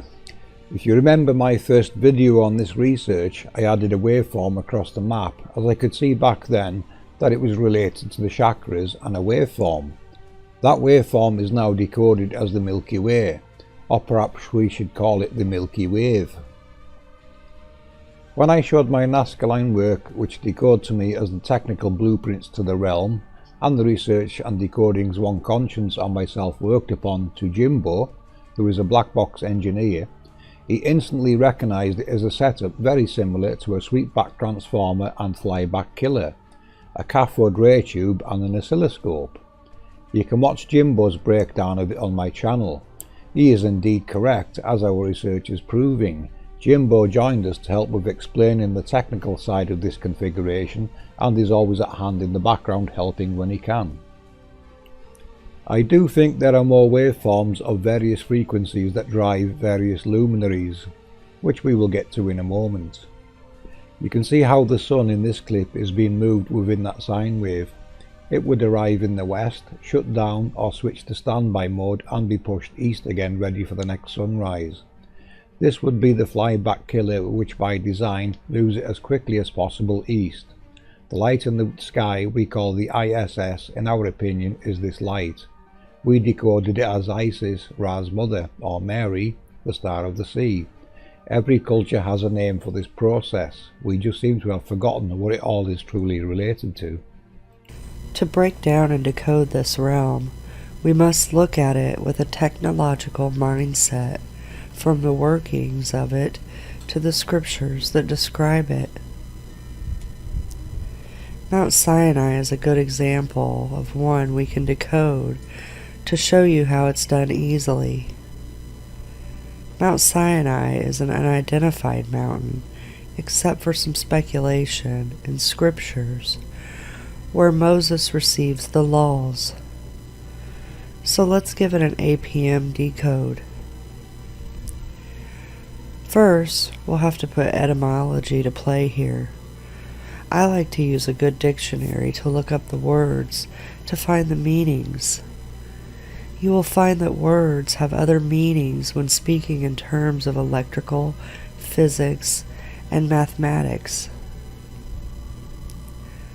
Mount means to climb or ascend, or to increase in amounts. Sin is the abbreviation of the sign in trigonometry. A stands for acceleration. I stands for inertia. Using these definitions, we can see what Mount Sinai really means. To reveal light, you accelerate it from inertia. You use the sine wave to increase the frequency to go from the dark to the light. The yin-yang comes into play here. Dark is the male resting, and white is the female moving light, as referenced by Santos Bonacci. These are the laws given to Moses. The laws were related to the luminaries, such as they will not transgress their bounds, nor stray from their course, which is referenced in the book of Enoch. Once you understand the workings of the realm, it is not hard to understand Enoch and other ancient texts. Okay, here I have taken some bits from Inanna going through the gates of the underworld. This story and all moon deities are relating to the moon and moon phases. This is the shutdown of the moon piece by piece, creating the phases that we see through the month leading up to the new moon, where it is shut down for 3 days.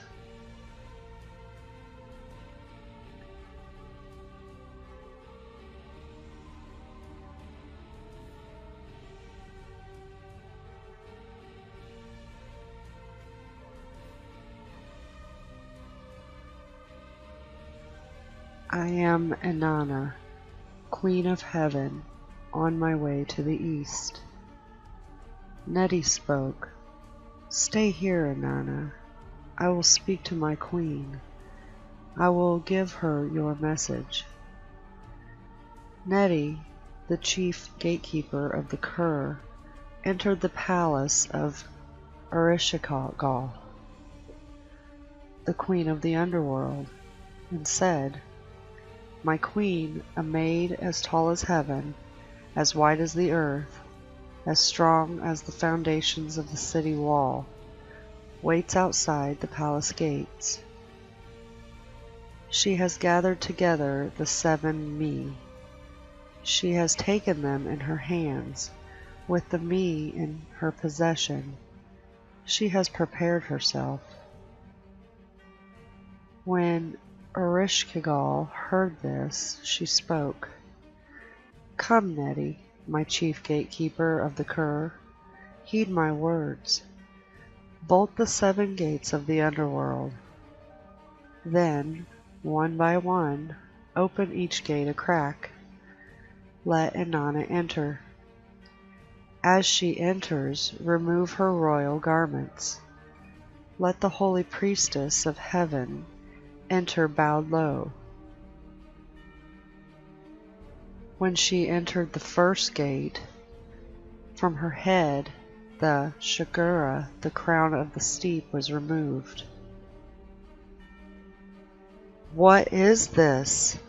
Asked Inanna, and the gatekeeper said, Quiet, Inanna. The ways of the underworld are perfect. They may not be questioned. When she entered the second gate, from her neck the small lapis beads were removed. What is this? Asked Inanna, and the gatekeeper said, Quiet, Inanna. The ways of the underworld are perfect. They may not be questioned. When she entered the third gate, from her breast the double strand of beads was removed. What is this? Asked Inanna, and the gatekeeper said, Quiet, Inanna. The ways of the underworld are perfect. They may not be questioned. When she entered the fourth gate, from her chest the breastplate called Let Him Come, was removed. What is this? Asked Inanna, and the gatekeeper said, Quiet, Inanna. The ways of the underworld are perfect. They may not be questioned. When she entered the fifth gate, from her wrist the gold ring was removed. What is this? asked Inanna, and the gatekeeper said, Quiet, Inanna. The ways of the underworld are perfect. They may not be questioned. When she entered the sixth gate, from her hand the lapis measuring rod and line was removed. What is this? Asked Inanna, and the gatekeeper said, Quiet, Inanna. The ways of the underworld are perfect. They may not be questioned. When she entered the seventh gate, from her body the royal robe was removed. What is this? Asked Inanna, and the gatekeeper said, Quiet, Inanna. The ways of the underworld are perfect. They may not be questioned. Naked and bowed low, Inanna entered the throne room. Ereshkigal rose from her throne. Inanna started towards the throne, the Anuanna. The judges of the underworld surrounded her. They passed judgment against her. Then Ereshkigal fastened on Inanna the eye of death. She spoke against her the word of wrath. She uttered against her the cry of guilt. She struck her. Inanna was turned into a corpse, a piece of rotting meat, and was hung from a hook on the wall. When after 3 days and 3 nights Inanna had not returned, Ninshubur set up a lament for her by the ruins. She beat the drum for her in the assembled places. She circled the houses of the gods. She tore at her eyes. She tore at her mouth. She tore at her thighs. She dressed herself in a single garment like a beggar. The corpse was given to them. The Kugara sprinkled the food of life on the corpse. The Galater sprinkled the water of life on the corpse. Inanna rose. And now I'll hand it over to a technical breakdown of this process from FPV. Thank you.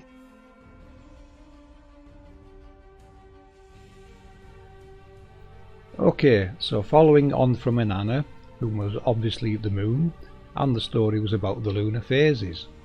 I looked into the phases as we previously mentioned and the waveform overlaps that have to be occurring. Lunar phases. This is one occlusion of a waveform on our moon that creates what we call phases. Going back to Inanna, this is the moon being occluded by this waveform until it is in full totality and becomes a new moon. Inanna's me and my 7, total 8 nodes being occluded. The moon has to be a similar halo that has 8 nodes just like our sun. It then goes through its various phases again until its next occlusion. It is the same occlusion but a top-down perspective. This waveform decodes as Rahu. Rahu is a shadow entity if you look it up, one that causes eclipses and is the king of meteors. The moon being swallowed by Rahu is in fact this waveform shadow.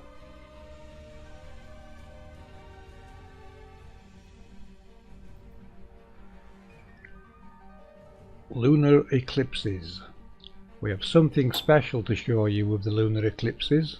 If you look carefully, you will see it as an occlusion of 2 separate waveforms, one being dark, the other red. This is causing a polarization effect on our spherical ball of light we call the moon. You will notice on the time and date animation they also had to use 2 separate waveforms to achieve the same effect.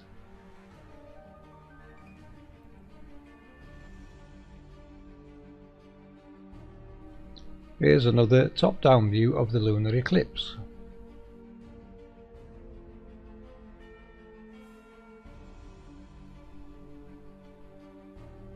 The red wave decodes as Ketu.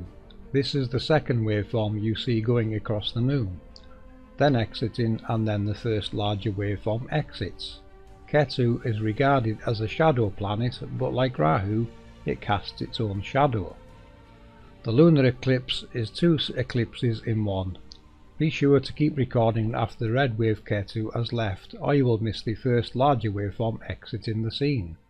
This one still needs identified, but is clearly a larger waveform than Ketu. Today, let's look into obelisks, temples and other structures around the world. The truth is in plain sight, and because of what we are taught, we do not understand the significance of the structures around us, or the layouts of the very areas around these in the microform of the surrounding areas all the way through the macroforms of towns and cities. The obelisk name came from ancient Greece, obeliscus, diminutive of obelos. Originally they were called tekenu by the ancient Egyptians. Tekenu means to pierce, as in to pierce the sky. Another meaning of pierce, you may not be aware, is to transfix, which means to make motionless. This to me is interpreted as the fixed stars which do not move across the ecliptic. In the same way as planets, they appear to be motionless. These are our constellations. Ancient obelisks are monolithic. They consist of a single stone. Herodotus, a Greek traveller, was the first of recorded history that is told to us to describe the objects. The earliest temple obelisk is still in its original position in Heliopolis and stands 68 feet high and weighs 120 metric tons. It symbolised the sun god Ra. And during the religious reformation of Akhenaten, it was said to have been a petrified ray of the Aten, the sun disk. It was also thought that the god existed within the structure. Let's take a moment and look at some highlights of the Egyptian creation story, as this will relate to the obelisk and the obelisk site designs. In the beginning there was darkness, a watery abyss of chaos, the primordial ocean of Nun. Out of the Nun came the Benben, which is the pyramid whence the sun rose for the first time to light the world. This is also where the first god Atum stood. Atum is the source of everything in the world, thus the creator of all life. Before rising atop the Benben, Atum was floating within the Nun, holding both the male and female aspects within. Atum created life by using the female part in him to spawn the god of air and emptiness, Shu, and his sister Tefnut, the goddess of moisture and mist. Once his first 2 children were created, the one became 3. Chaos left the world and light entered it. Shu and Tefnut mated and produced the earth god Geb and the sky goddess Nut. Geb and Nut were in such a tight embrace that they had to be separated by their father, so Geb laid down to form the earth and Nut extended over the earth and became the sky, the duality, as above so below. The Benben stone, also known as the Pyramidion, is the top stone of the Egyptian pyramid. It is also related to the obelisk. The pyramid and obelisk significance have been previously overlooked, especially the astronomical phenomena connected with sunrise and sunset, the zodiacal light and sun pillars respectively. The obelisks used to represent the living deity of the pharaoh.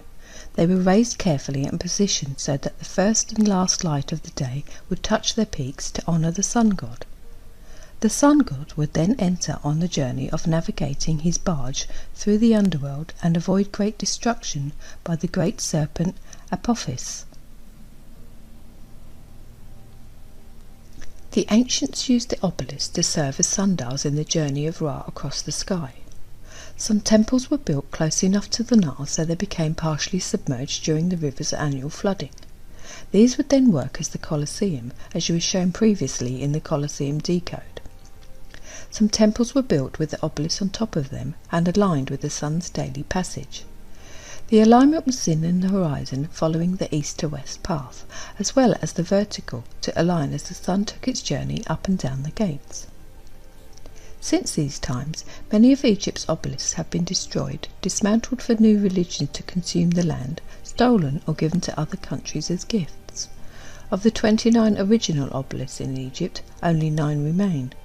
Of the 3 obelisks that survived time from Assyria, none remain there. We can find them in the British Museum. From Ethiopia, only one remains standing and can be found at the northern Stelae Park in Axum. When the Romans conquered Egypt, they began taking the obelisks as their own. On top of stealing, they erected 7 of their own from Egyptian style. These are found in Aries, France, Munich, Germany, and 5 in Rome.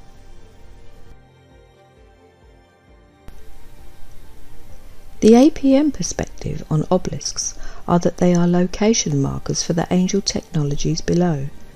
They would represent the direct centre of a halo. They would be directly at the centre of lunar waves and other solitary halos observed in the heavens by many people now. Consider this when halo hunting. You can view various captures of these halos in our videos. A big shout out again to all those people sharing these very special captures.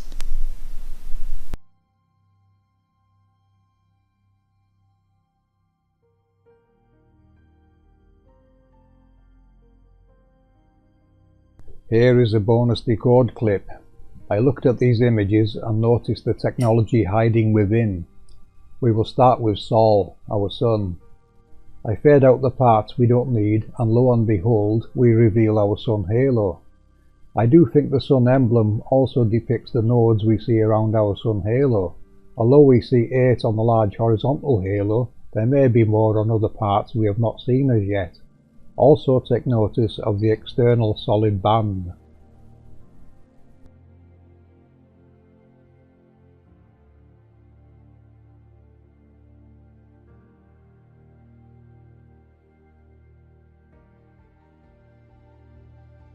Next is Luna, our moon. Notice this one has been given a face. I think this represents it being able to display the face of the moon, which has to be something close to the projector. The moon halo is very much the same configuration as our sun's halo. Pay particular attention to the waveforms around the moon, which may very well represent the pattern seen with Rahu and Ketu, the 2 waveforms that are definitely involved in the movement of luminaries. Next is Mercury. Notice this one has what we call a vertical halo, but this one contains 2, so it is a different model to the Sun and Moon halo. The star contains 8 nodes, and the external waveform again is reminiscent of Rahu and Ketu, indicating they play a part in the motion or control over this projector.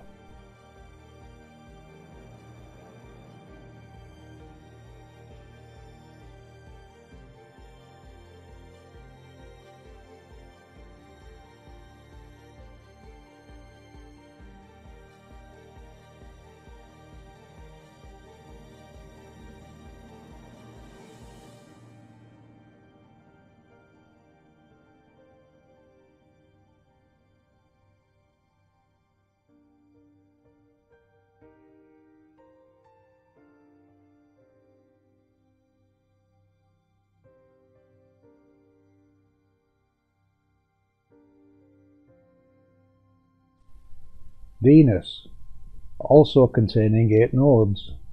Notice how the gap between the 2 vertical halos is much wider than the previous model. This also appears to be controlled by Rahu and Ketu, if we use the external band as a guide to what is controlling its movement.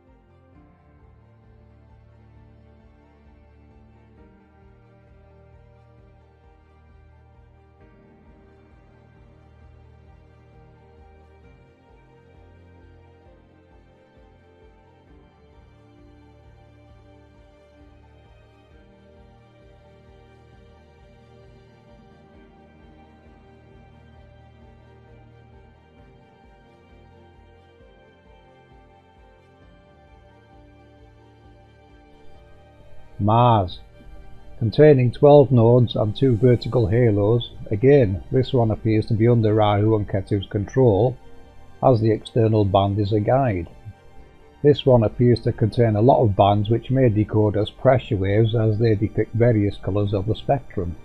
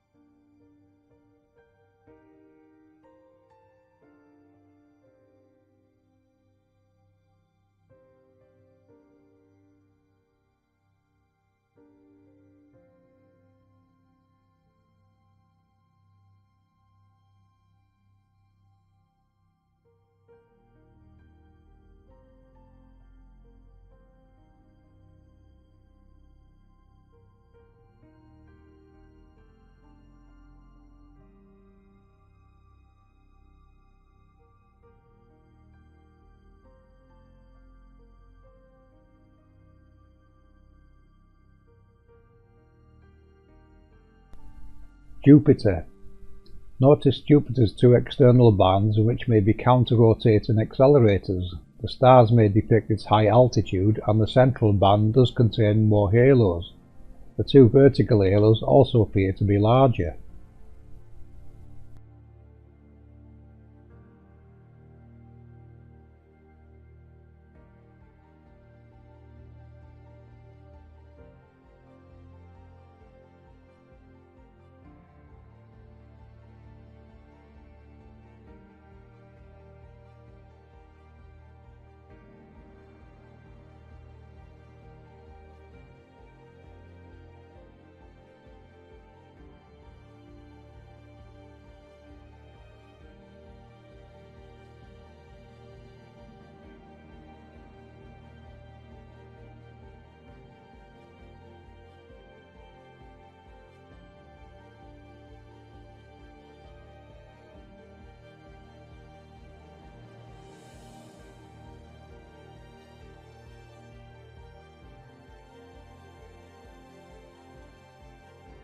Saturn.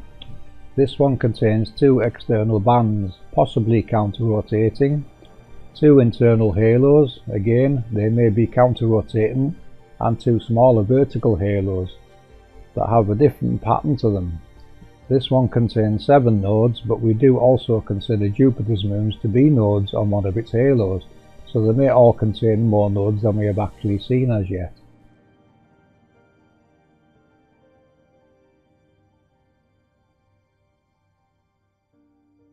There is probably more information hiding within these images, but this clip was just to show you what I noticed within them.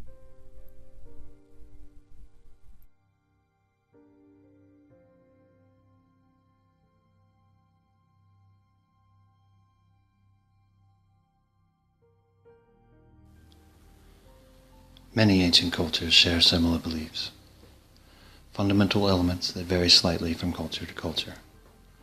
While individual cultures have different stories attached to these elements, the elements themselves are present in cultures all over the world. The axis mundi is one of these elements, often depicted as a world tree or a world mountain. The axis mundi represents the connection between the different worlds of ancient belief.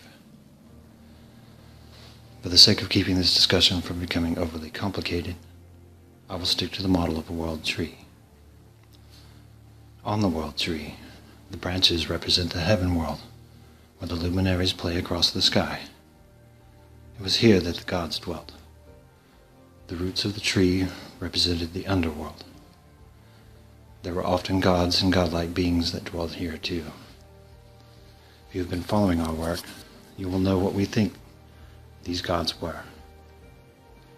The angels, or accelerators, exist in the underworld, and it's the accelerators that project the luminaries in the heavens. The trunk of the tree represents the part of the world where we live. The A tree is said to represent the center of the world. This does not mean that there is a giant tree growing in the exact center of our realm. Shamans who remember, and are most familiar with, these old teachings will tell you quite frankly that the center, or axis mundi, is at the location you find yourself at any given moment. So once again we have a common element in ancient culture, passed down to us through allegorical stories. The common misconception about the world tree is that it represents a torus field. The fact that the center is everywhere you could possibly go negates that theory. Also, the symbol of a world mountain does not fit a torus field.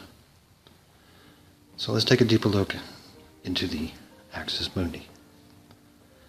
Almost invariably, you find reference to specific animals associated with the world tree.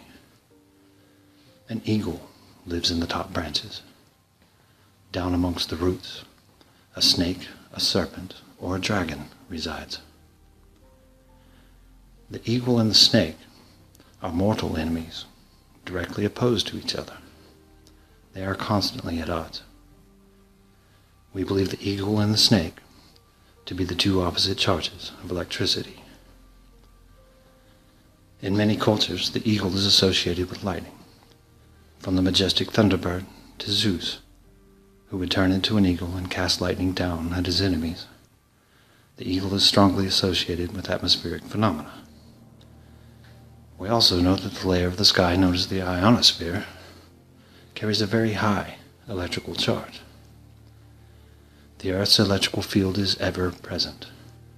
On average, the field has 100 volts per meter of altitude, with highest voltage at the upper levels. The snake, or dragon, resides in the underworld. It represents the opposite electrical charge. We are very familiar with lightning strikes descending from the clouds to strike the ground. But there are also positive lightning bolts that travel upwards from ground to sky, as above, so below, two opposing electrical charges in an ever-present static electrical field.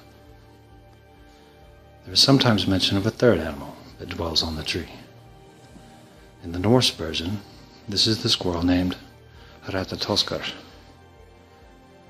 This mischievous little troublemaker spends his time delivering insults between the eagle and the snake. In doing so, he keeps the rivalry going. Walter Russell taught that the two opposing forces of electricity are kept separate by what we know as magnetism. Magnetism balances and controls the equality of the two opposed electric charges. Now that we have a better understanding of the allegorical components of the world tree, we can decode it. The axis mundi is wherever you happen to be. This means that wherever you go, the forces of electricity and magnetism will have the same general effect on you. We live in a static electromagnetic field. And while there are slight differences in the field at different locations, the physical effects of that field are constant. Whether you see matter as particles or wave functions, we can still discuss the electrical components within matter without arguing overly much. All matter is composed of these electric charges. Matter will gravitate to the point in the electromagnetic field which is consistent with its electrical potential. What we call gravitation is a function of the electrical component of the electromagnetic field. We can then define gravitation as the repelling force from the opposite electric charge.